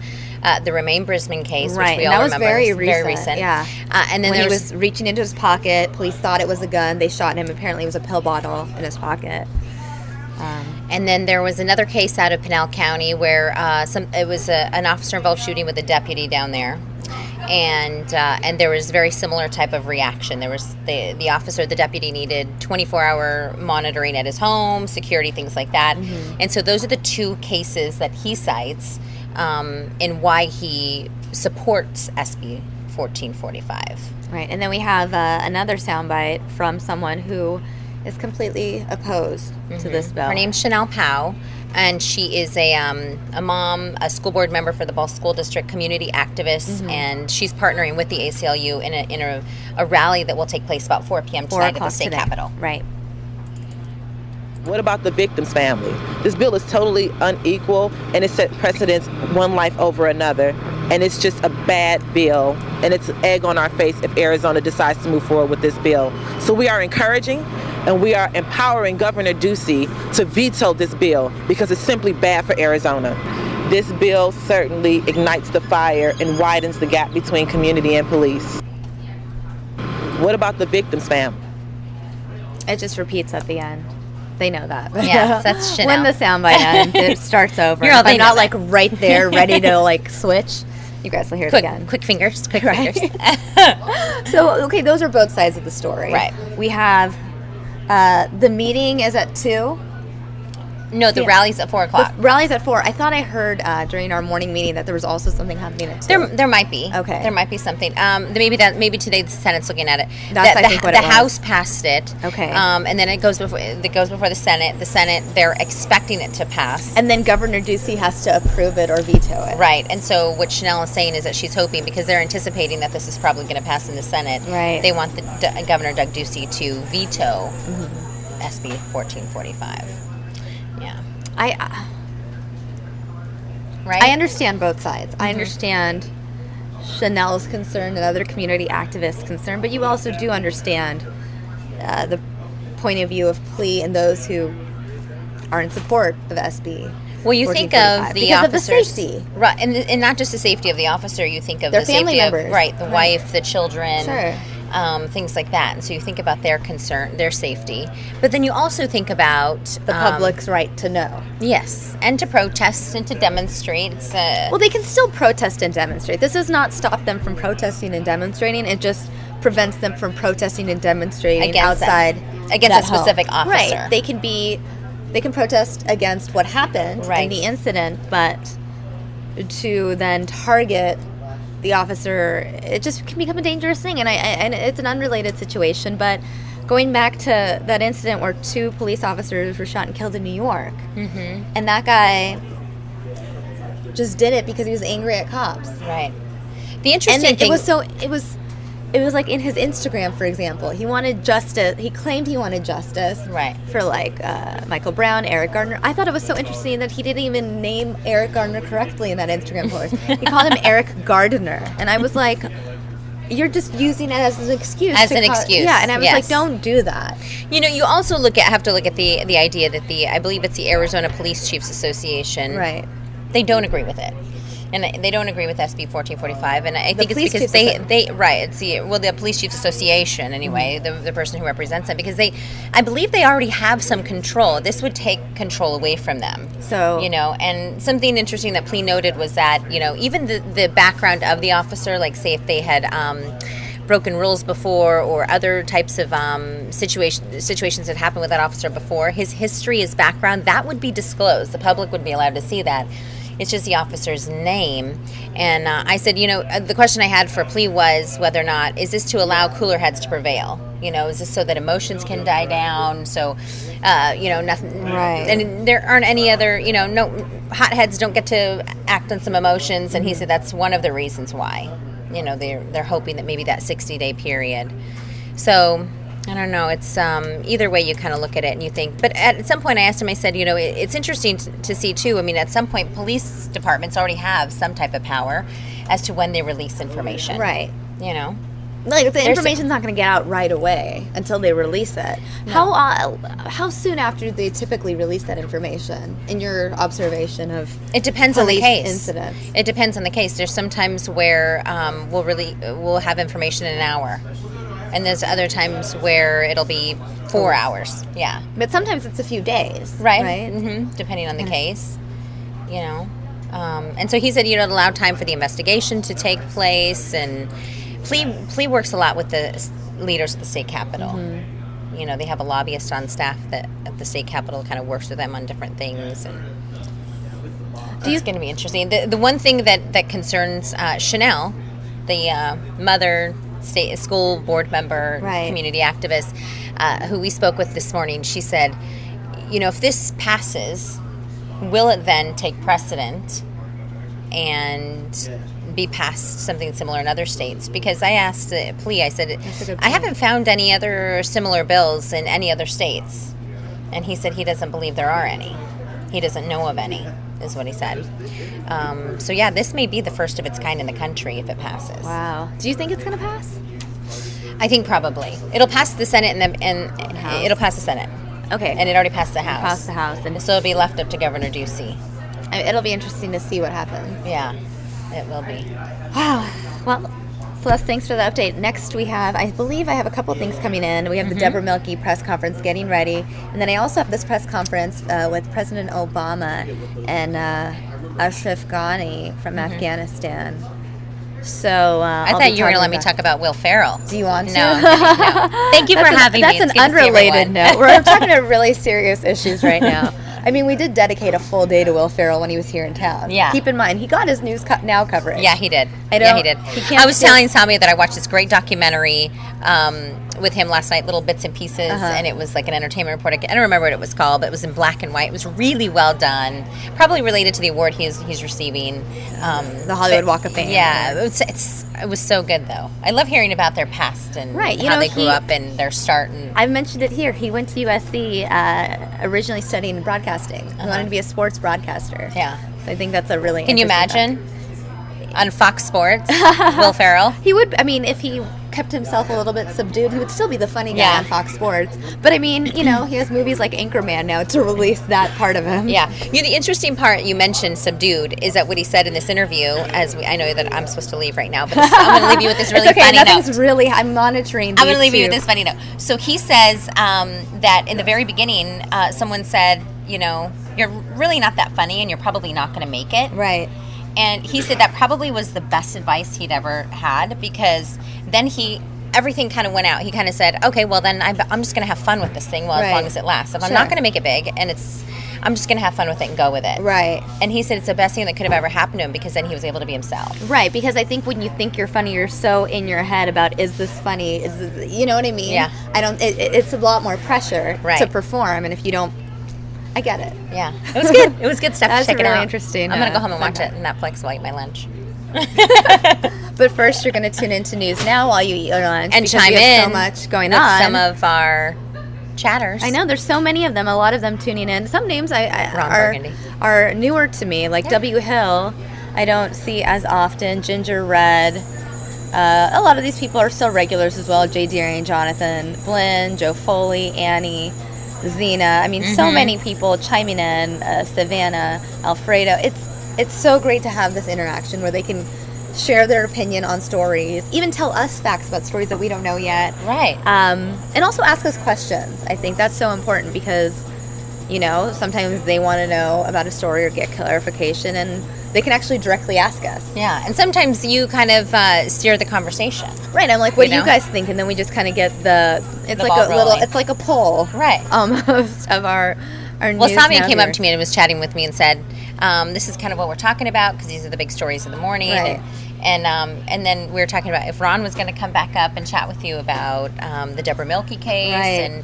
And I said, well, we could end up talking about what we're eating for dinner tonight. So we may be up here a little bit longer than planned. You never know what's going to happen here. You never know what someone's going to say in here that inspires a side conversation. I feel like today is not really the day where we're going to talk about dinner, only because there's so much news going on.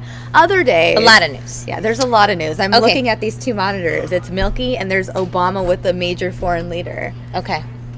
Well, thank you for having me. Well, thank you, Celeste. It was so fun having you. Have a good day, everyone. Visit more. Yes. All right. Thank you. I'm going to go ahead and take you guys live now to where President Obama is expected to have this press conference with Ashraf Ghani.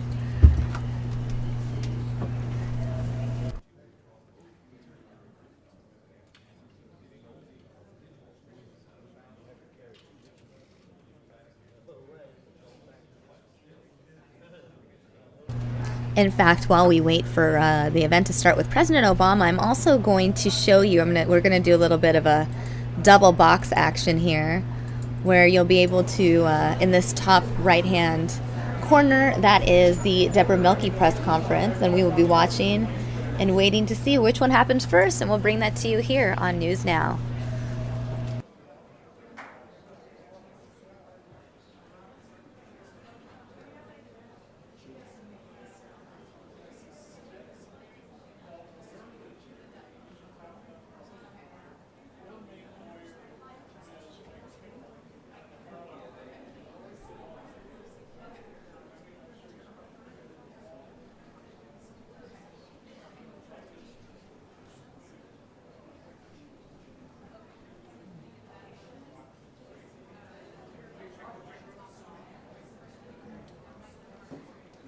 1, 2, 1, 2. 1, 2.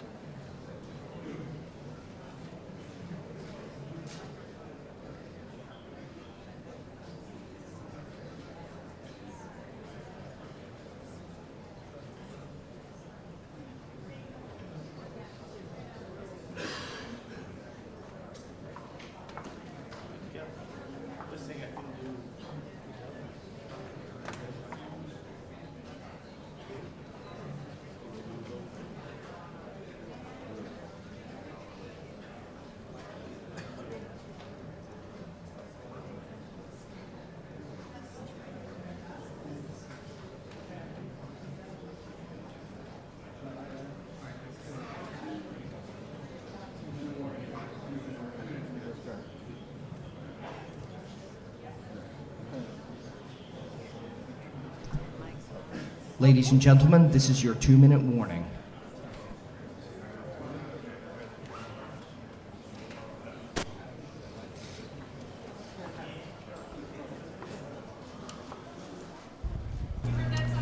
All right, it looks like we have 2 minutes until Obama and Ghani speak, but it appears that Deborah Milkey has just entered the courtroom and her press conference is about to start.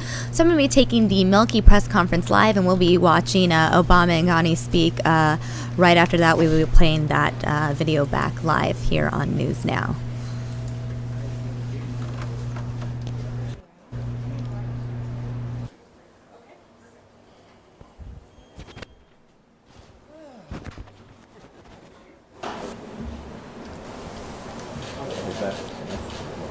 Good morning to you all. Can you hear me in the back of the room there? Let me move this up just a little bit. Can you hear that any better? Great. Well, welcome to you all. We are very pleased to have you all here today and to have this opportunity for Deborah Milkey and her fine lawyers and some of her most ardent supporters to share with you some of their observations as they have lived through this experience that you all know about that has spanned more than 2 decades of Deborah Milkey's life. My name is Larry Hammond. I'm with the law firm of Osborne Maladon and am the president of the Arizona Justice Project. I, like a lot of people, have been involved in Deborah Milkey's case and working with her lawyers for many, many years. So it's a special honor for me to be able to introduce you to the people who will be speaking today. Let me tell you briefly first how we intend to proceed. We have asked Deborah to share her views and her words with you first. We would... Mike. Oh, Mike is going to speak first. That's what I get for forgetting my script. So as I said, Mike is going to speak. And then Lori, and then Deborah. All right, I knew that was what it was. So we will proceed in that way, and then I have a couple other people who I want to introduce you to, who we've also asked to say a few words, and once we've had that opportunity, and they've had that opportunity, we will then entertain questions. Our time is relatively limited, so we do want to move forward as expeditiously as we can, and thank you all for your cooperation. Mike, let me start with you. As I think you all know, Mike Kimmerer and Lori Vopel have been the lawyers handling this case now for many years. There are other lawyers in the room who have also devoted significant years of their lives to this case, but Michael and Lori were the ones who were here for the last very difficult years of this case. So Michael, let me turn it over to you. Thank you, Larry. I don't know if this is on or if you can hear me back there.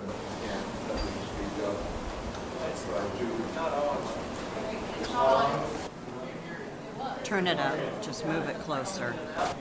Move it closer. No, is that better? Okay. Okay, great. Let me get it up here closer. Well, first, thank you for all coming.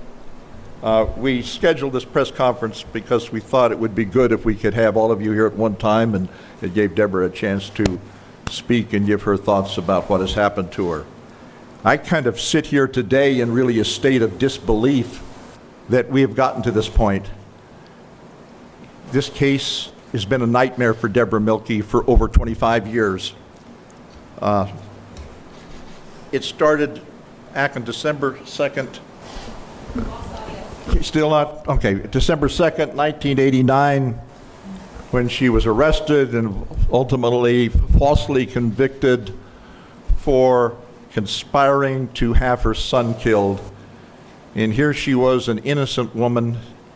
She was incarcerated for 24 years, 22 years on death row. And the journey that led us here and why we're sitting here today has not been an easy journey. It's been a long journey. It's had its ups and it's had its downs and it's had its tears and it's had its heartbreaks and it's had its successes.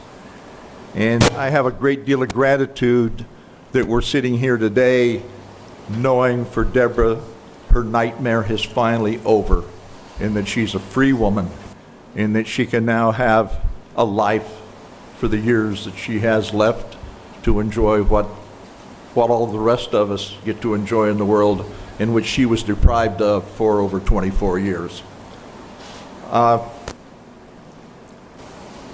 When I look at this case, I think many of you know about the myth of Sisyphus, you know, the guy that was the immortal that offended the gods, and the gods said he has to roll this big boulder up a mountain all the time, and every time it got to the top, the boulder rolled back down again. And that's many ways what we experienced throughout this particular case. We were constantly rolling the boulder up the mountain, and it would come back down again, and we'd walk back down and keep trying to push it up the mountain. Fortunately, this time it stuck. Lori and I first became involved in this case 15 years ago. And, you know, many times we criminal defense attorneys are always asked the question, how do you defend somebody that's guilty? And the straight answer, and most of you here know that because you've been in this system for a long time, is many of our clients are guilty. We are here because they have rights under our Constitution to have lawyers, and they have rights that need to be protected, and that's our job, and everyone is entitled to that. But I'll tell you, the hardest case that any defense attorney can ever have is when you have an innocent client. And when Lori and I got involved in this case 15 years ago, we took it over after all the state appeals had been lost. Deborah was on death row. The media had characterized her as this demonic woman that had tried to have her own, or who had actually killed her own son and conspired to do it. So when we got into the case, we were at the bottom of the mountain. And we started looking at the files. Lori dug into the files. And all of a sudden, as we looked at everything, we realized, looking at all the evidence, that this woman we have an innocent client. And with all the other things you have going against you, now you have that pressure that this woman is innocent because there was no real evidence against Deborah Milkey except this so-called confession that came from a dirty cop. And we started looking at the history of the case. And there was some great work done by lawyers before we even got here. You take Ken Ray, her trial counsel. He did a good job trying to represent her, but he was fighting an uphill battle. The deck was stacked against him. He knew all he had was a he said, she said situation, and he was trying to find evidence to give some balance to it, and he was thwarted and blocked in that effort. And then after the appeal was lost, we had Anders Rosenquist, who handled the Rule 32, and really kind of cracked many of the things open because he found a whole bunch of law students who could go out and try to go through files and look through those files and find information about this police officer, Soldati. And they did. They found 20 cases of misconduct. They found cases where there were judicial findings where he had lied, he had violated people's civil rights, he abused the system and bragged about it, had a reputation for doing it. There were courts in our system that found him to be responsible for basically being a dirty cop that violated people's civil rights. All of that was out there. All of that was probably known by the prosecutors, but none of that was ever given to Ken Ray to have so he could impeach Soldati at a trial. And with all of that, to take that and to put it together with everything else and to try to do some of the other things, I want to really point out my co-counsel, Lori Vopel. She has been the laboring oar in this case all the way through. Her heart and soul has been in it from the day we started. She has probably done some of the most brilliant appellate work I have ever seen a lawyer do. And she never gave up. We had setbacks and she fought, and we have had tears and we have had heartbreaks, but we were always came back because of Deborah. And, you know, I look back at kind of a brief history of this, and I'll be as brief as I possibly can, but when we started at the federal system on the appeal. We went to the district court level. Lori found a way to ask the district court to try to find more evidence about Soldati in his file, and we did. She found and was turned over a report where he had basically engaged as a police officer in trying to let somebody go in exchange for sex. He was reported, he denied it happened, took a lie detector test, failed it, and then admitted that he had done this, and there was a complete record by the chief of the police at the time saying this man's credibility is no good, that he is basically was a liar, and you couldn't believe him. And yet this was stuff that was kept from Ken Ray at the trial, and it was in his personnel file, but was never disclosed by the prosecution. That, with all of the other things she put together, we thought we had a good chance at the district court level of winning. We didn't. It was denied. So we then went to the Ninth Circuit. And we went through a series of different briefings. There were 2 arguments before the Ninth Circuit. They set the case back one time because there's a procedure where you can have a settlement conference at the Ninth Circuit. And the problem with the settlement conference is they will always want the client to come in and say, well, I've done something, and then we may let you off for time served or something like that. There was no way that we could even do that or would even try to do that because of our client, Debra Milkey. Deborah has always said, I am innocent. I absolutely never had anything to do with my son's death, and there is no way under any circumstance whatsoever could I ever come forward and say that I did something just to get off. I would rather suffer the death penalty before I ever did anything like that. They even sent the case back to the district court for a hearing. And again, we thought, the hearing went well. We thought we might have some success. And it came back to see if her Miranda rights had been violated. And Soldati was under oath, admitted he broke some civil rights and said, I just leave that up to the courts. But unfortunately, we were denied. And getting back to my myth of Sisyphus, you kind of ask the question, why in the world, after you get that boulder rolls down the mountain, do you ever walk back up again?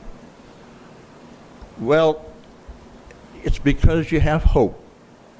And our hope in this case came from Deborah. She was our inspiration and our hope.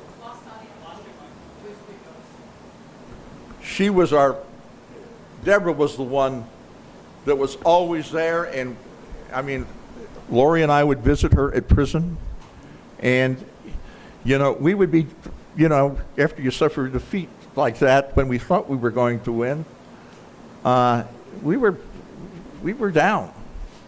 And who inspired us and who gave us the strength to start pushing that boulder up the mountain again?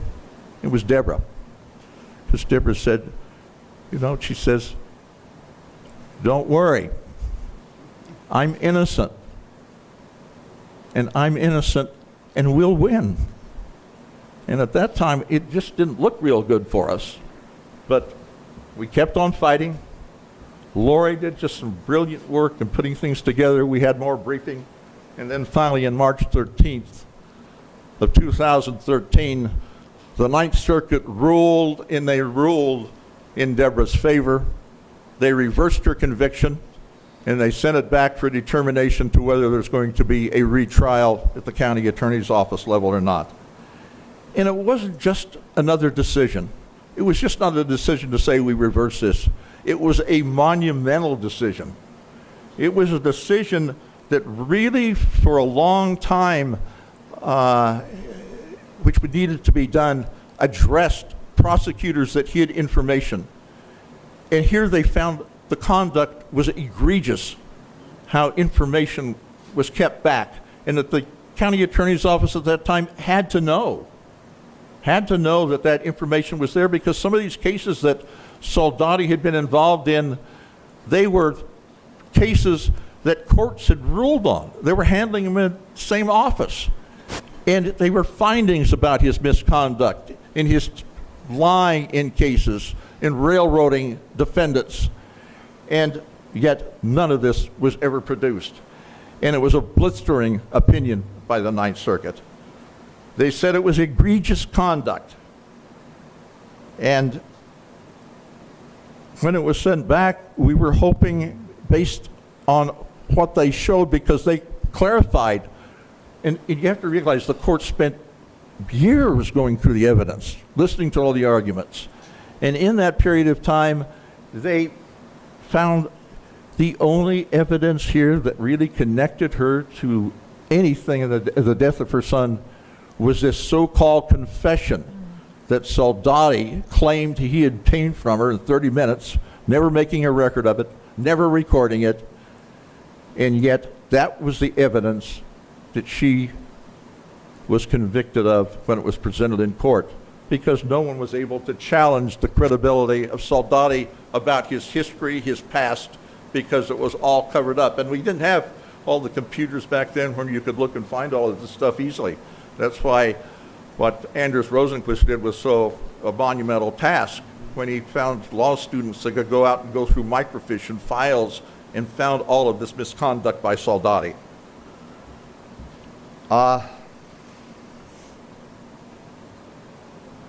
Unfortunately, they decided to retry the case, and we tried to convince the county attorney's office that there was no evidence. If you use the standard of reasonable likelihood of prosecution, that they would get a conviction, we felt the chances of that were slim.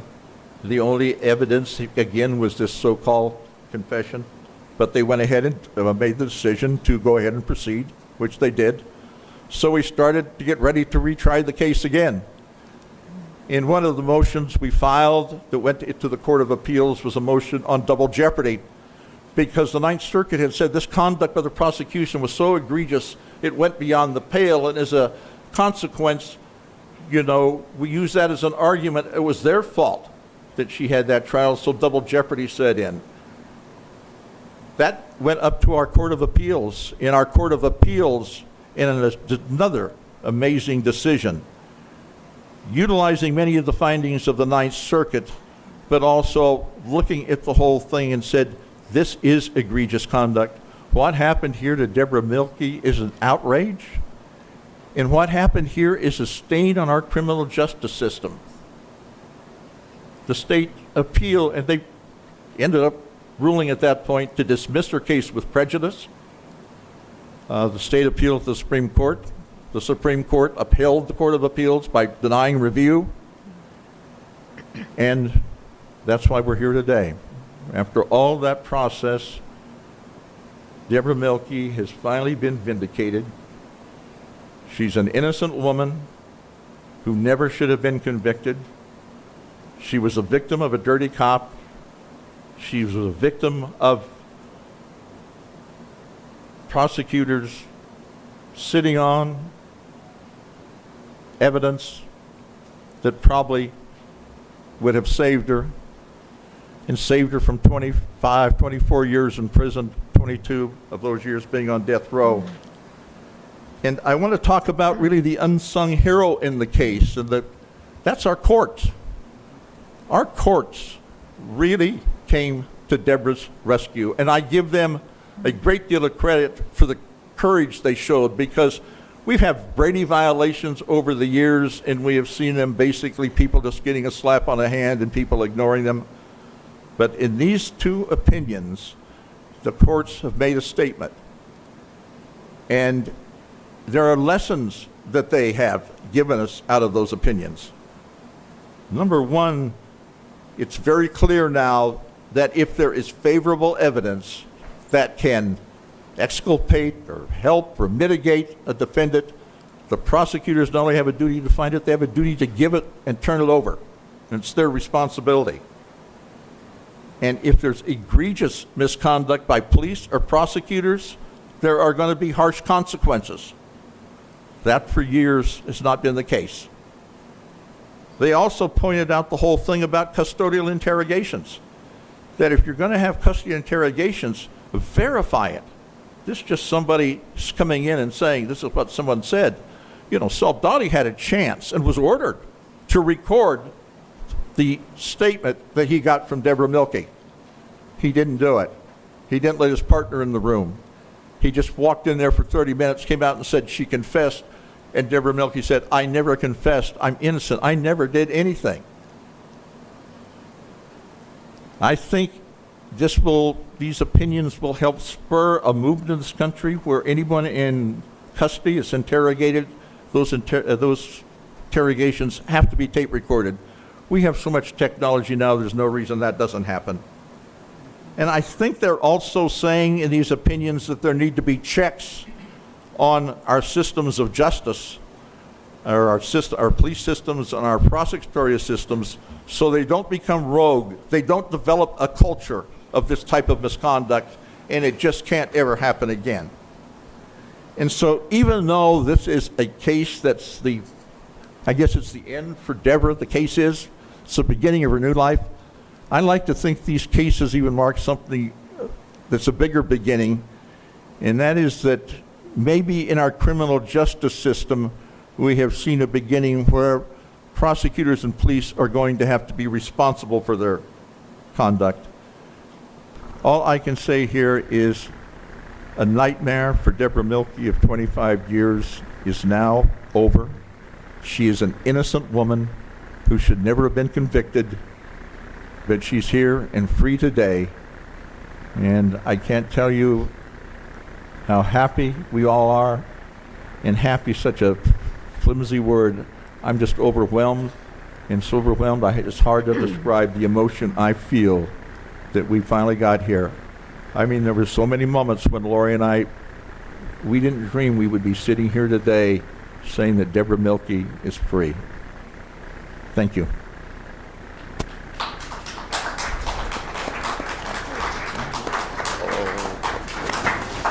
Thank you, Mike. Lori Vopel has already been identified, and Mike said truth when he talked about her extraordinary work in this case, but I can't help but want to underscore that point. I do not think you will find in the annals of lawyering in this state, and I would say in the country, of a lawyer who has exhibited the talents of advocacy at a level that Lori Vopel brought to this team and this case. And if there is ever an award given for perseverance in the face of adversity, Lori Vopel ought to be the one to get it. I'm pleased to introduce her. Thank you, Larry. I really appreciate that, and the words of my co-counsel, Mike. It has been a long road, and I hopefully can get through this. I'm going to tell a little bit more of a personal story about my journey in this case. I was a first-year law student when Deborah Milkey was tried, convicted, and sentenced to death. And I'll never forget the images of Deborah, Christopher, Detective Saldate, and Deborah's co-defendants splattered across every television screen and every newspaper in the state of Arizona. It made a real impression on me, just like it did most other people. And I believed, it's like so many others at the time, that Deborah must have confessed to the horrific crime of dressing her child up in his favorite cowboy boots and sending him out, telling him he was going to see Santa, and instead sending him out to be murdered.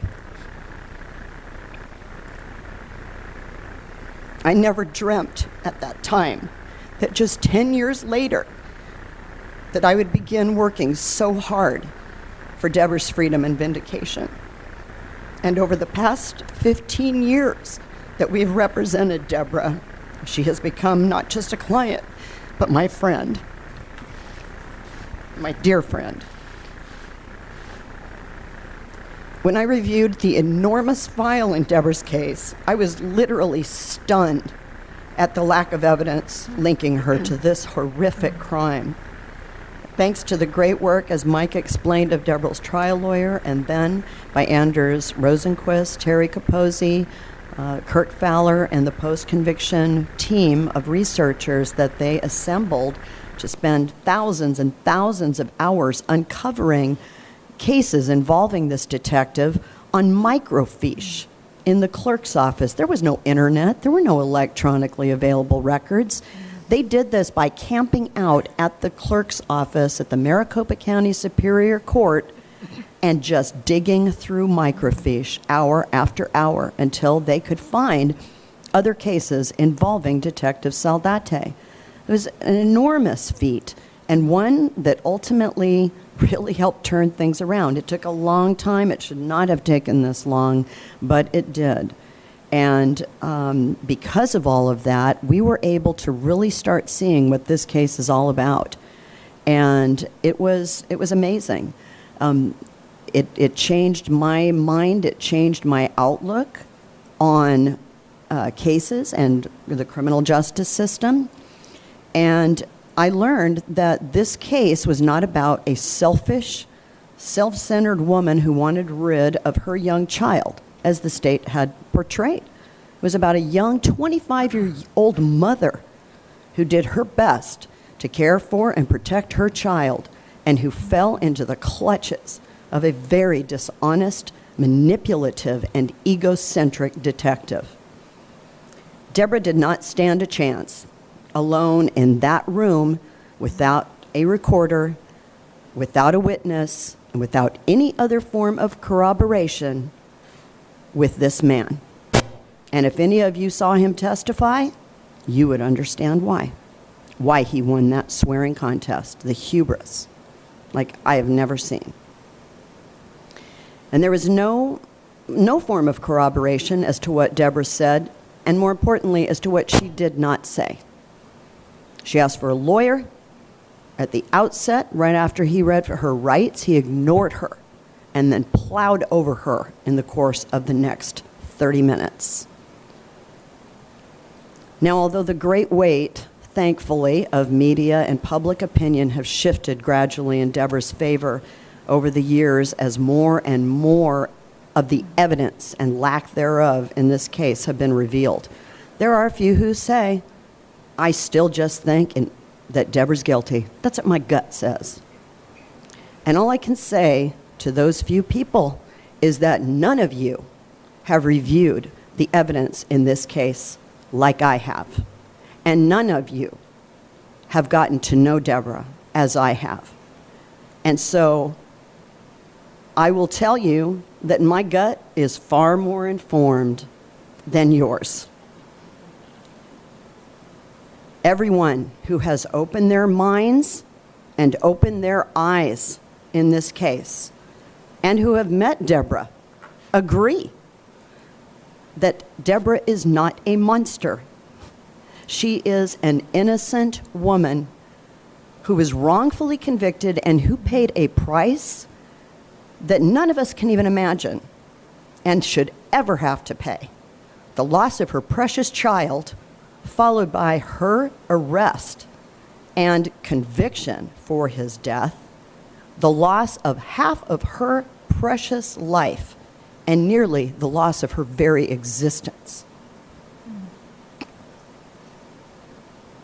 Thankfully, the courts, starting with the Ninth Circuit, finally started to see the grave injustice done in Deborah's case, as well as to Christopher, I add. It has now been 2 years since the Ninth Circuit issued its scathing opinion after also reviewing the in-depth, massive file in Deborah's case for a very long time. They had this case for 5 years. But unfortunately, the decision to retry Deborah ended up costing her, and it cost her more than just another 2 years. Because her dear mother, Renata, who had been fighting cancer for 5 years, lost that battle this past August. And Deborah lost the ability to spend 17 months and final days with her. Thankfully, Deborah and her mother were able to spend 2 incredible visits together, to which we were witness. I lived for that day, I'll tell you. For that image, that was my work, was to see that day come. And it did. And she first saw her after Deborah's release in September of 2013. Notwithstanding ongoing chemo treatments, she said, wild horses are not going to stop me from seeing my daughter. And 1 year ago for Deborah's 50th birthday. And thanks to Judge Meraz's very wise and correct decision to release Deborah on bail, she was able to have those 2 visits with her mother in person where they could touch and hug each other for the first time in 24 years. Imagine. And Deborah was able to Skype with her mother nearly every day during her release. I was so thankful for that. And now, thanks to our Arizona appellate courts, the attempt to retry Deborah has finally been brought to a halt. To say that we are thrilled and relieved is indeed an understatement. And to stand at the end of this long journey with Deborah, with my co-counsel, Mike Kimmerer, with our amicus counsel, the ACLU, Dan Pacoda, Larry Hammond, Rudy Gerber, the Center on Wrongful Convictions, Steve Drizzen and Laura Nyrider, and the Arizona Attorneys for Criminal Justice, David Eisner and Kathy Brody. This is a privileged, sacred moment that I will never forget. Finally, in addition to absorbing every inch of Deborah's file and learning this case inside and out, and getting to know Deborah over the last 15 years as a client and as a woman on death row, I've also gotten to know Deborah as a fellow mother. The lawyer in me, after reviewing the evidence, knows intellectually that Deborah is an innocent woman. But after getting to know Deborah as a fellow mother, I know in my heart and soul that that is the case. When Deborah was released from prison, her first request of me was whether she could meet my child, who was then 4 years old, just like Christopher was, when his life was taken away from him and from his mother. And I took Deborah's hands and I told her I would be honored for her to meet my child.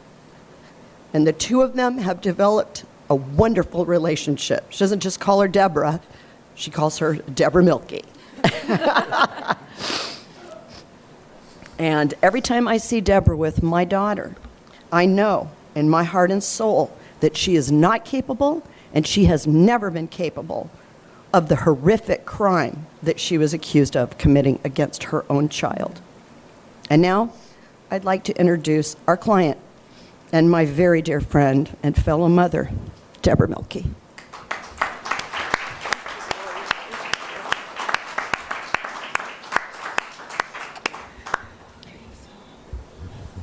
This one in here.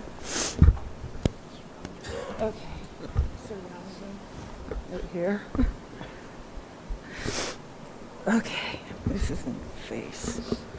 All right. I just want to start off by saying, can you hear me? I had absolutely nothing to do with the brutal murder of my son, Christopher. And I did not give a confession to Mr. Soldati.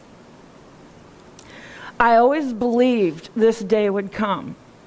I just didn't think it would have to take 25 years, 3 months, and 14 days to rectify such a blatant miscarriage of justice. Losing a child to murder is a devastating tragedy with an indescribable pain that no parent should ever have to feel. It is the purest form of anguish imaginable that sears the soul, and the hurt never goes away, ever. The only thing equally worse is to be falsely accused of participating in your own child's death. Someone in this room may identify with the pain of the loss of a child, but I'm quite sure you don't know what it feels like to be accused by the authorities of contributing to it. My little son, Christopher, meant everything to me, and I love him with all my heart. I miss him terribly, and I think of him every single day. He was such a sweet and affectionate child. He loved to be silly and make others laugh. Often, I hear his cute little laugh in my mind that instantly brings a smile to me as I remember the many hugs and kisses. His "I love you, Mommy" whispers in my ear, and the darling smile he had that sometimes made it hard for me to say no to him. He had many curiosities, but one of his most favorite things to do was to pedal his big wheel as fast as he could, put on the brakes, and spin out. He went through 2 big wheels until the motorized little cars caught his attention. And yes, he had one of those, but thankfully he couldn't spin out with it. He'd get the biggest kick out of popping the bubble I'd blow with bubble gum. The bigger the bubble, the more fun it was for him. Watching it deflate on my face caused the giggles, followed by, "Blow another one, Mommy." I have countless memories, precious memories of Christopher that are etched in my mind, my heart and mind. No one can ever desecrate them, and no one can ever take them away from me. His death is a tragedy of unspeakable magnitude to me, my family, and those who loved him. He is sorely missed but never forgotten, as he will forever remain the greatest joy and blessing in my life. I live within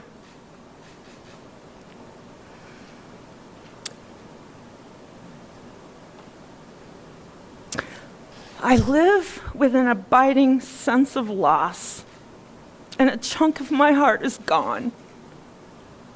But Christopher's spirit is with me always, which is a comfort to the remaining pieces of my broken heart.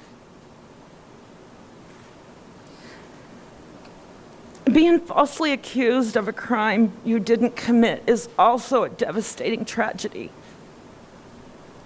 Try to imagine that as some of you sit in judgment of me. The prosecution against me was one of a malicious nature. My innocence did not matter in their pursuit of a conviction. Honoring Christopher's memory did not matter in their pursuit of justice. We, as U.S. citizens living under the same Constitution, deserve justice. Law enforcement officials are human, and a badge or a law degree does not make them moral. Some of them are corrupt, but many are not. Seeking a conviction at any cost is unconscionable and is not what defines justice.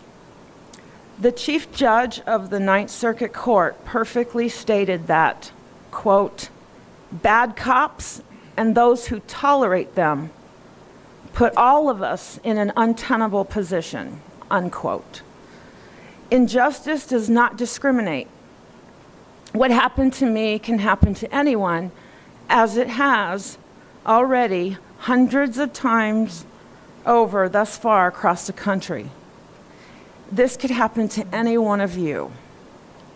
And if you don't believe it could happen, you're either misinformed or in a deep state of denial. My legal fight pales in comparison to the immense pain in my heart and soul over the cruel death of Christopher. But the unfortunate encounter with Mr. Soldate, who has a long history of lying, fabricating evidence, and violating people's rights, left an indelible impression so traumatizing that I can still hear his life-shattering words. In closing, I am profoundly grateful to my awesome lawyers, Michael Kimmerer and Lori Vopel.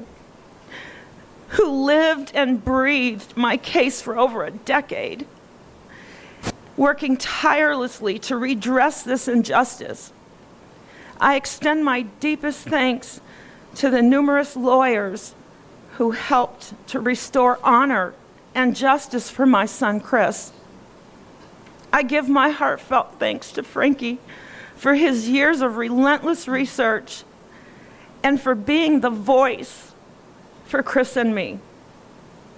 To Pat and Patty, thank you for believing in me and for your unconditional love and support.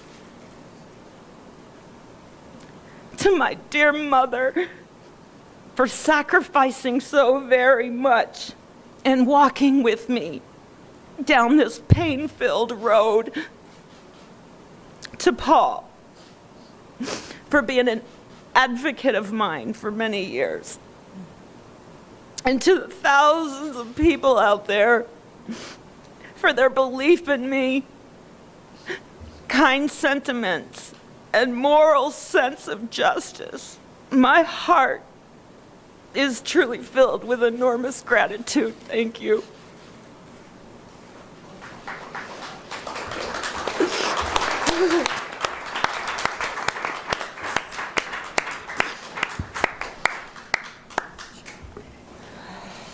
Thank you, Deborah.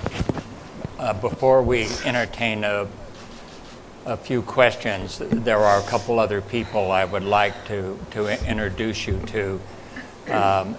We're very pleased to have with us today Professor Laura Nyrider, who has come from Northwestern University School of Law in Chicago today to rejoin us. She has been with us for quite some time, and the Center for Wrongful Convictions and the Center for Wrongful Convictions of Youth has been involved in this case for now well over a decade. Some of you may remember 2 years ago an op-ed piece that appeared in the Arizona Republic written by Professor Nyrider about one of the critical issues in this case. The question of the obligation of law enforcement to record interrogations, the very thing that allowed this farce to continue for decades. We're very pleased that Laura could join us, and we would like to have you share with us some of your thoughts. Thank you very much. As Larry said, I'm Laura Nyrider. I'm a law professor and a lawyer in Chicago at Northwestern University School of Law at the Center on Wrongful Convictions. Our center has been involved in Deborah's case as amicus curiae, basically friend of the court, an organization with expertise on wrongful convictions. And I first got involved in Deborah's case when I was a law student at Northwestern almost 10 years ago. Her case was my introduction to the criminal justice system. And from that moment on, I knew that I had to study and pursue wrongful convictions because this story was too horrible for words. Not only have I gone on to study wrongful convictions, but our center has also gone on to found a women's project based on cases just like Deborah's, involving women and mothers who have been accused unjustly of the most horrible crimes. But I'm here today because Deborah's case can teach us all crucial lessons about how to seek justice, right? Thanks to groups like the Innocence Project and the Arizona Justice Project and our center, wrongful convictions are being uncovered everywhere. If there's one thing we know, it's that no state in the country, no jurisdiction, and no prosecutor's office is immune from the problem of wrongful convictions. But there are some places that are more ripe for wrongful convictions than others. Those are the places where the government has yet to take one of the most basic steps needed to make sure that the guilty go to prison and the innocent stay free. I'm talking about the need to electronically record interrogations. as we've heard, Deborah Milkey's conviction and death sentence were based on nothing but the word of Detective Armando Saldate. Detective Saldate took Deborah into an office by himself. He closed the door and he interrogated her about her son's death. He came out of that room claiming that Deborah had confessed to having her son killed. She came out of that room saying, "What are you talking about? I never confessed." That dispute about what happened behind that closed door has lasted 25 years.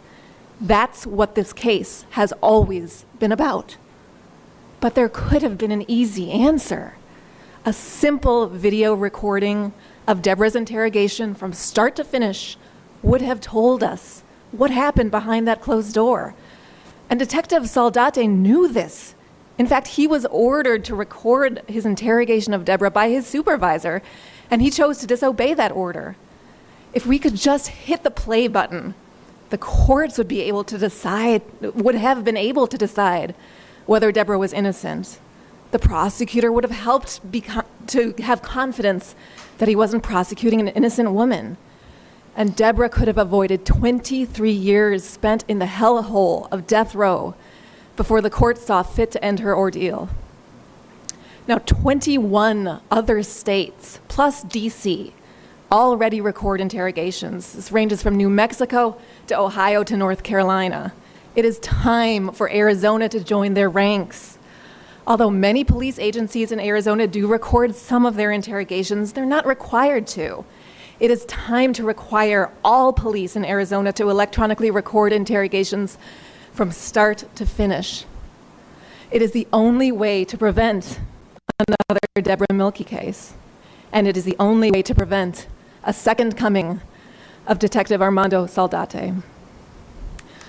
Now, as I said, I practice law in Chicago, which is the home of more documented false confessions than any other jurisdiction in the United States. In 2003, after years of opposition from police and prosecutors, the problem of false confessions led our legislature to enact a law requiring police to electronically record all interrogations in homicide cases. 10 years later, police and prosecutors were so pleased with electronic recording because it made their cases stronger.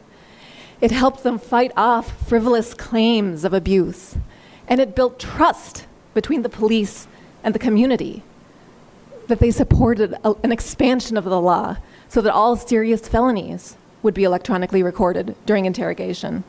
If we can get those kind of laws passed in Illinois, you can do it here in Arizona. Let me close by saying, if we're really angry that justice took so long in this case, if we really want to take action to make sure that next time justice gets served, I have the perfect solution. Ask your legislature to require police to get out the camera, get out the smartphone, and record those interrogations from start to finish. That way, next time, we will not have to wait 25 years for an answer.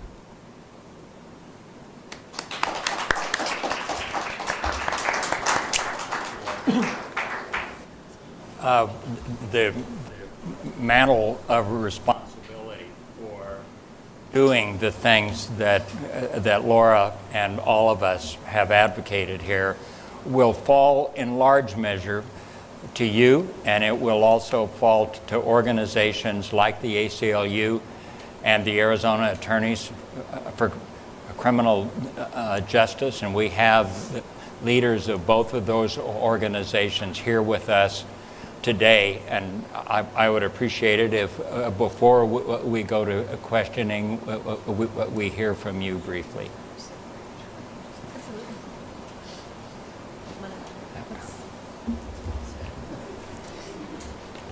Hi, I'm Dan Capote from the American Civil Liberties Union of Arizona.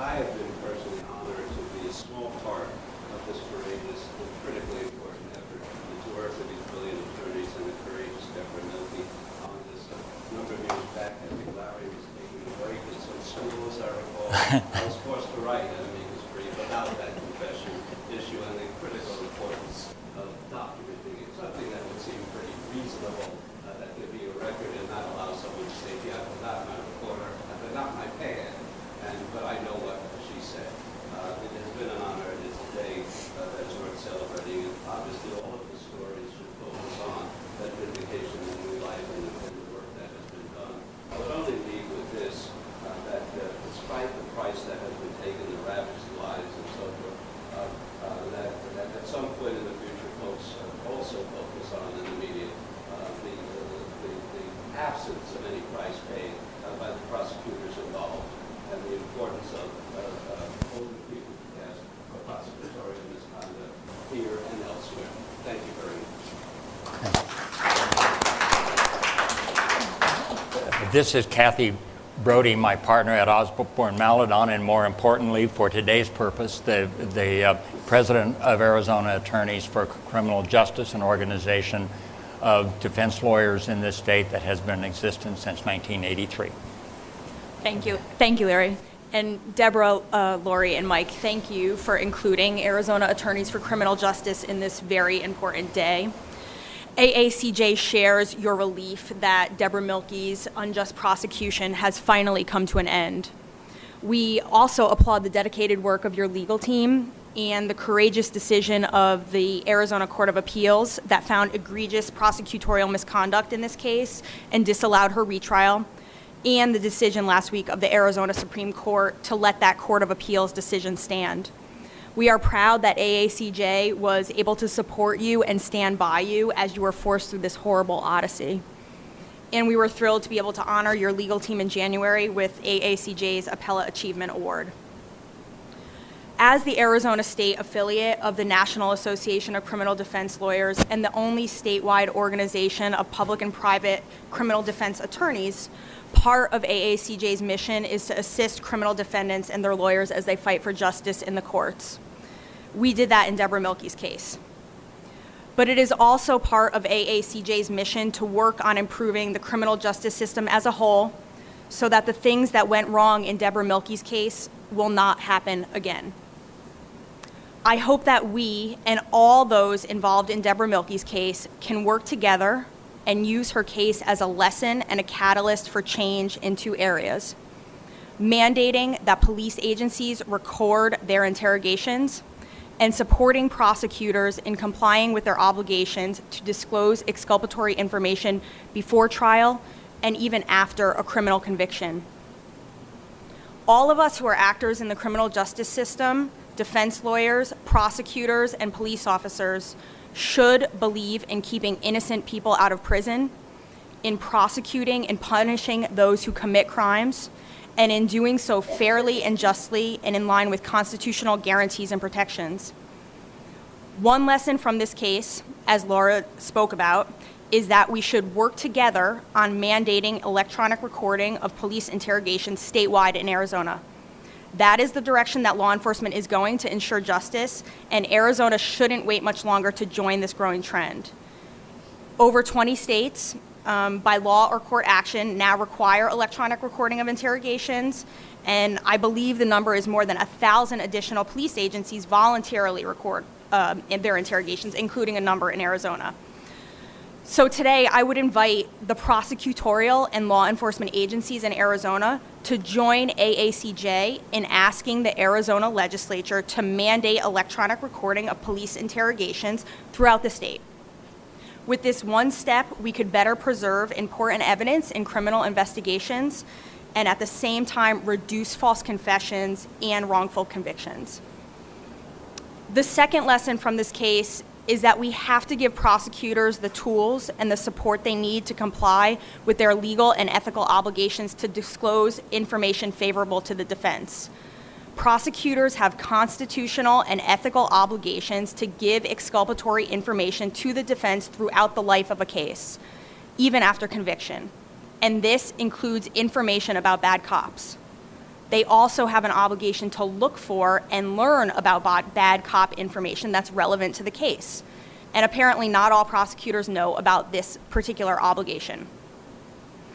Many prosecutors' offices across the country employ what is called open file discovery, a policy which is endorsed by the American Bar Association, that promotes full and open disclosure of information to the defense before trial. I want to ask today, can we start discussions in Arizona about open file policies in prosecutors' offices? Can we work together to make sure prosecutors can easily access information about bad cops and pass that information along to the defense? I hope all of us who work in the criminal justice system can engage in these productive discussions toward what I know is our shared goal of providing justice for all who encounter our courts in Arizona. Thank you. Thank you. Thank you, Kathy. We will entertain a few questions now. Let me say first, though, that we are not going to be addressing any questions today that deal with Deborah Milkey's civil suit. As you may know, a civil suit has been filed. These lawyers are not responsible for that case, and we are not going to address that. And in particular, Lori Vopel's firm, Jones, Skelton and Hockley, which has committed so much time and energy to this case and to the work with Deborah, will not be involved in that case in any way. As you're asking questions, I will try to repeat them so that you all will have a good record, unless you ask the question in German. And I know that some of you do speak. There isn't anyone in this room whose German is any worse than mine. So, but I may have a difficult time with some of the questions. But with that, we'd be happy to entertain a few. Steve? My question to Deborah is, what would you say if Armando Soldate was in this room today, after all these years, and after what you say he did, what would you say to him? So the question is, if Armando Soldate was here today, what would you say to him? Well, I told you 26 years ago, I had nothing to do with this. I had nothing to do with this. Thank you for addressing us today. Have you come to a conclusion as to why you believe your son was murdered? So the question is have you come to a conclusion today as to why your son was murdered? I don't know that that's a question you would want to answer, but I'll leave it to you and Mike and Lori to. Well, I have not come to a conclusion because we don't know what happened, because there was not a proper investigation. Nobody, the police, the prosecution, didn't bother to check, to investigate it. So there is, I don't know. Paul, do you believe the right two men are behind bars for this murder? I think the follow-up question was, do you believe that the right two men are behind bars? And is that a question you would want to answer today?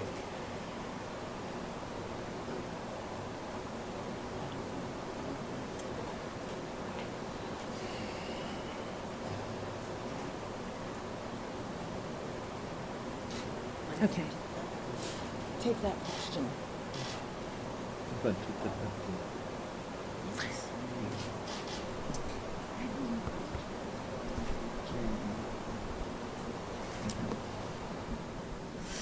Deborah's asked me to address that question because it's very complicated, a lot of things, because she has mixed feelings about there, but definitely somebody should be on death row of the two men that were there, one or both, and they should be there, and they should be punished for such a horrific crime. I guess a very specific question here. Obviously, prosecutors still contend that you're guilty, that they could want to refile, that he wants to again. And based on what? Well, again, they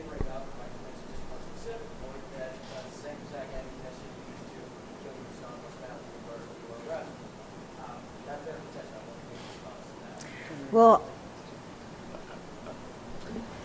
but Deborah, let me okay. see if I can reframe Sure. it. I think the general nature of the question is, what do you have to say about what the prosecution thought was evidence that might corroborate your guilt? And again, I'll leave it to you. You're under no obligation here to do anything other than speak from your heart about things you care about. So. The answer to that, and this is in the briefs everywhere, Christopher was murdered on a Saturday morning, or on Saturday. Friday night, the night before, I did laundry. I was only aware of one gun that Jim had or owned. And when I was sorting through all of the laundry, I always dig through the pockets, make sure the pockets are empty. I found a box, unopened, they were sealed, of these bullets.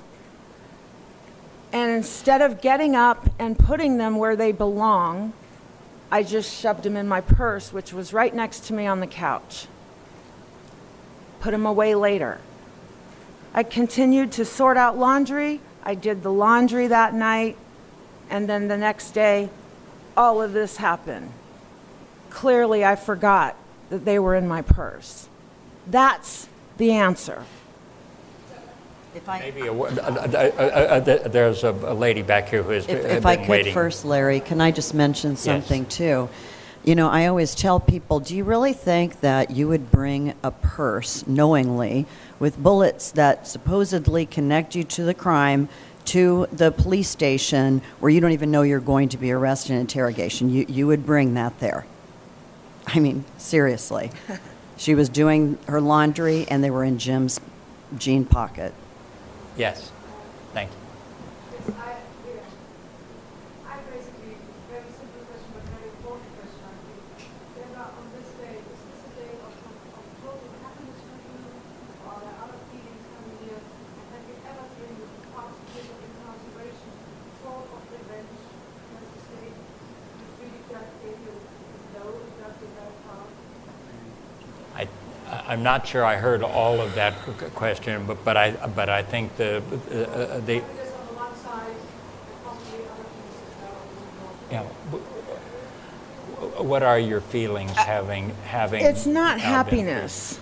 This is relief, yes, but this is bittersweet. It's not happiness. Revenge. I've never had a vengeful heart, and I still don't. So no. Deborah, thank you again for addressing us. How do you respond to your ex-husband who to this day still thinks that he killed your son? How do you respond to your ex-husband or to the state that claims that you still are guilty of murder? I really don't want to say, I just don't want to even go there. The obvious speaks for itself. So, yes. I don't have any response to him. Yes. Deborah, you gave me an exclusive interview on probably the darkest day of your life, at least the way I saw it was the day before you were sentenced to death by Cheryl Hendricks' death in the gas chamber. During that interview, you talked to me for an hour and a half. You gave me every answer that I asked the question for. It was logical. You were respectful. It was an interesting interview. The most interesting telling part was when you told me that you're going to have appeals and you have faith in the system that this would resolve favorably at some point. Did you hang on to this the entire 25 years? Tell me how this really, your faith in this system, how it maintained and how you maintain your sanity. It wasn't so much faith in the system as a whole. Well, back then I was only 25, 26 years old and naive about all of this stuff, but I just figured, well, somebody will see all this and it'll be corrected. They'll see that this is all wrong and it'll be corrected. And then, as the years went on, I learned how politicized the system is. And then I came to the realization that not all judges, not everybody has a political motive. And so I just held out hope that some judge would see it, and they wouldn't, what am I trying to say? They would do the right thing. Mike, this is a question I think I've asked you every time we've ever discussed Yes. this case. It's always something my colleague asked. I think in the absence of any understanding why these two men would have acted unilaterally, the community doesn't really get why would they have done this. I heard that Stiers may have had romantic designs on him. The man may have used the child. Is there something you can give the community that would explain? I know your job was to defend Deborah, not to prosecute Yes. these guys, but I think in the absence of any explanation why these guys did this, some people just can't get over the hump. Why would they go out unilaterally and execute this young boy in this way? You have to have a sense for what motivated them. What was it?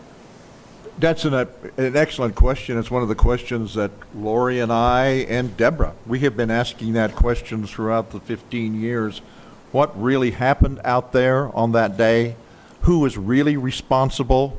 Why would this happen? Why would they want to kill this boy? There's all kinds of, and you and I have discussed it, there are all kinds of different theories and concepts. Some people think that it was Stiers that did it, and that he did it because he wanted to get rid of Christopher because he had a romantic interest in Deborah, even though we know that was never reciprocated. They had no romantic interest, but that he wanted one. We now know that Stiers had a really very bad background in the sense of post-traumatic stress syndrome out of Vietnam. He was disabled. He had been involved in killing children in villages and things of that nature. That all came out in his appeals process. Did something happen out there? One of the things Deborah never wanted Christopher to be around is guns. That was a real big issue. That's how come when she saw the bullets, she had to get rid of them and made sure that Christopher wasn't around that, and it chastised Stiers for that. She was getting ready to move out, had found her own apartment, and was ready to go with Christopher and live. Was that something that maybe precipitated something in Stiers? She's going to leave here and be gone, and therefore, if Christopher's gone, maybe she'll stay. Maybe that's some kind of irrational thinking. Or was it Scott? Scott is also basically a mental cripple in many, many ways. He probably only friend he had was Stiers. Deborah did not want Scott around. She told Stiers that she did not want Scott there. As a matter of fact, on the day that they took Christopher, or Stiers did, when he said he was going to take him to the store, he then went and met Scott, so Scott could go along. And why that happened, what was that all about? And what if Scott, was he so upset of the relationship that Stiers had with Christopher and with Deborah that he felt that if he needed to get rid of the child? I've gone back and forth all over the questions. A lot of people say it was Stiers, and I kind of lean more that it might have been Scott was the one that did it. Just know it was a brutal, horrible killing of a 4-year-old boy. I really don't, and I wish I did. No, but you see the different facts, the ones I'm talking about, and the different people. Something along those lines is what triggered it. I've also thought it could have been an accident. They tried to cover it up, and then by covering it up, it ended up putting them in a situation where it was homicide. But 3 bullet holes in the back of the head doesn't make it an accident. It was deliberately done. What do you say to Deborah doesn't want to address this, but if you can just man to man, what do you say to suicide? What did I say? What do you say to her on this? What do you say to someone?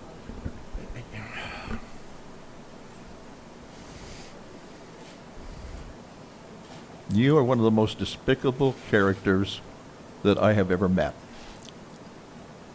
You have not only destroyed a life, you've destroyed many lives, and what's worse is you've tarnished a system. You have made it look like we have an unjust system, and I'm proud of our system of justice when it works right.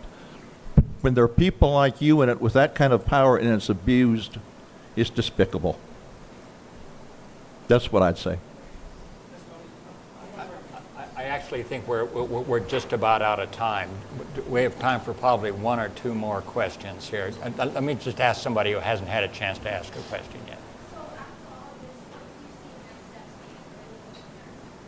Where do you see the next steps being? Where do you want to go from here? Actually, like I said earlier, I don't feel happiness. It's a relief, yes. The victory is bittersweet. My son's gone, my mother's gone, and so I just asked the question, now what? So I really don't know. I don't know. All I can do is take one day at a time.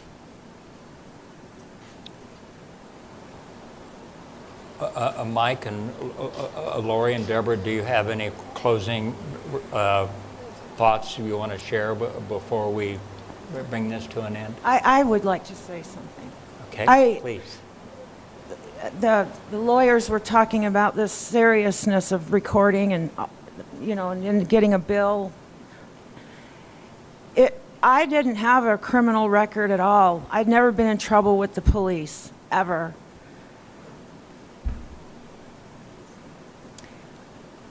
I didn't break the law.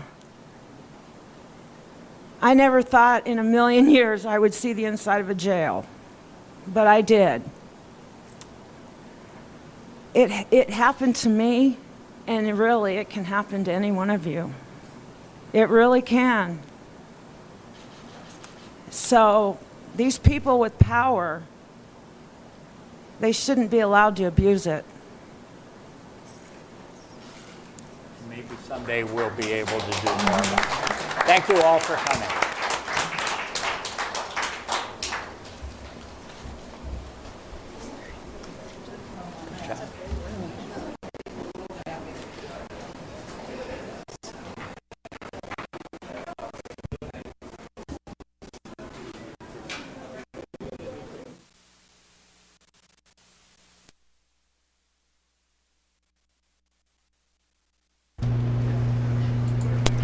All right, everyone, that is a wrap on that fairly lengthy press conference. We were watching for an hour and 15 minutes as Deborah Milkey and her lawyers spoke to the media for the first time, really publicly addressing the media since Debra Milke got off death row, had her conviction overturned.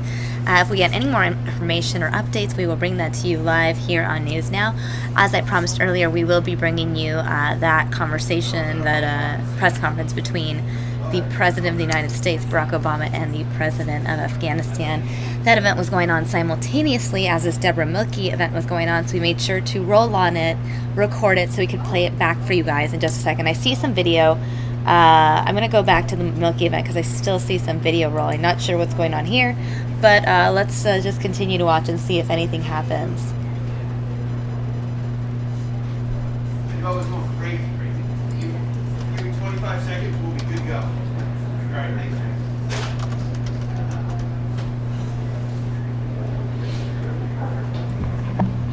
Test.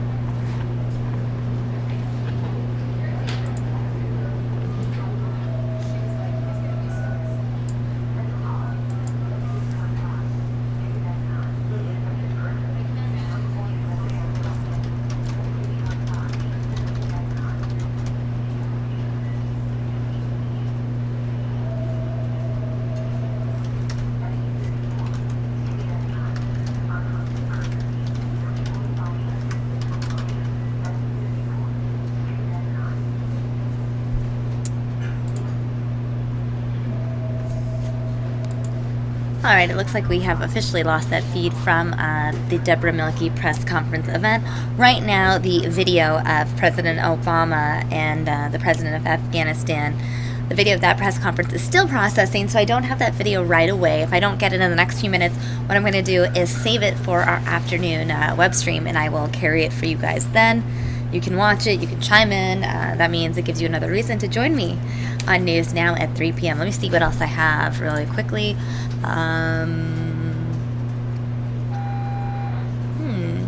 A lot of stuff going on. I think I will end things with a positive story.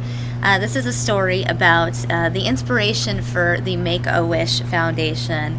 It happened here locally in Arizona, and basically the mother of this child who has now passed away meets the doctor that helped take care of her child for the first time in I think 35 years. This is a story that Mia Garcia did yesterday on the newscast, and I thought it would be a great story to end our News Now session with. So let me grab that for you guys.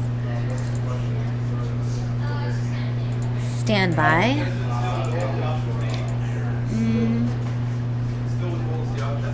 Here we go. Alright. Here it is.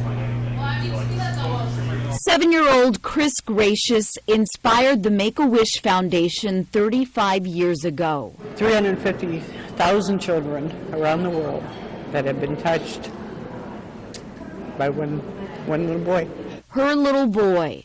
Today, Chris's mother, Linda Pauling, was reunited with Chris's doctor for the first time since he was treated for leukemia and passed away at St. Joseph's Hospital in 1980.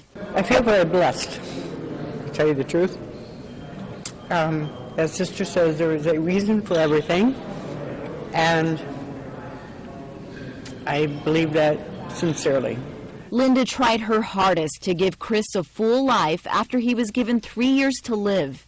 In those 3 years, the community worked together to grant 2 of Chris's wishes.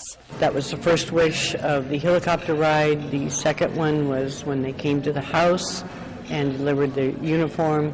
Chris wanted to be an officer, and DPS helped make that dream come true, giving him a uniform, pinning a badge on him, and letting him ride along during a traffic stop. Chris became so involved with the whole hospital, and when he died, we had a little funeral in our chapel because everybody was connected to this sweet little boy. A shadow box unveiled at St. Joseph's Hospital to honor and remember Chris. I'm getting old, and I didn't want anybody to miss this wonderful story, and I wanted to show Linda how much we care.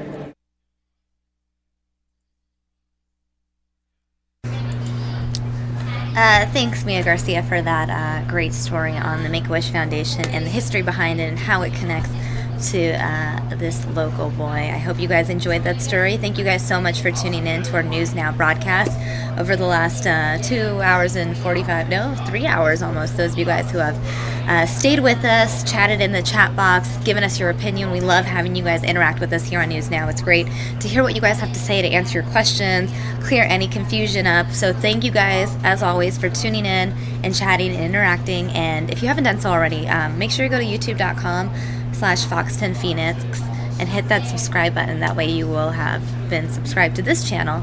And if you want actual push notifications, like text message, basically like text messages sent to your phone whenever we go live, you can download the Fox 10 Phoenix app in the App Store. And that being said, I will be back in just a little over 2 hours at 3 p.m. Pacific Standard Time with another Fox 10 News Now update. At 3, I will have that full press conference with President Obama and Ashraf Ghani from Afghanistan, as well as we have a professor talking about this so-called hit list that ISIS put out, and I'll be chatting with a number of anchors and reporters about their stories for the day. So make sure you guys tune in, and I will see you guys next time.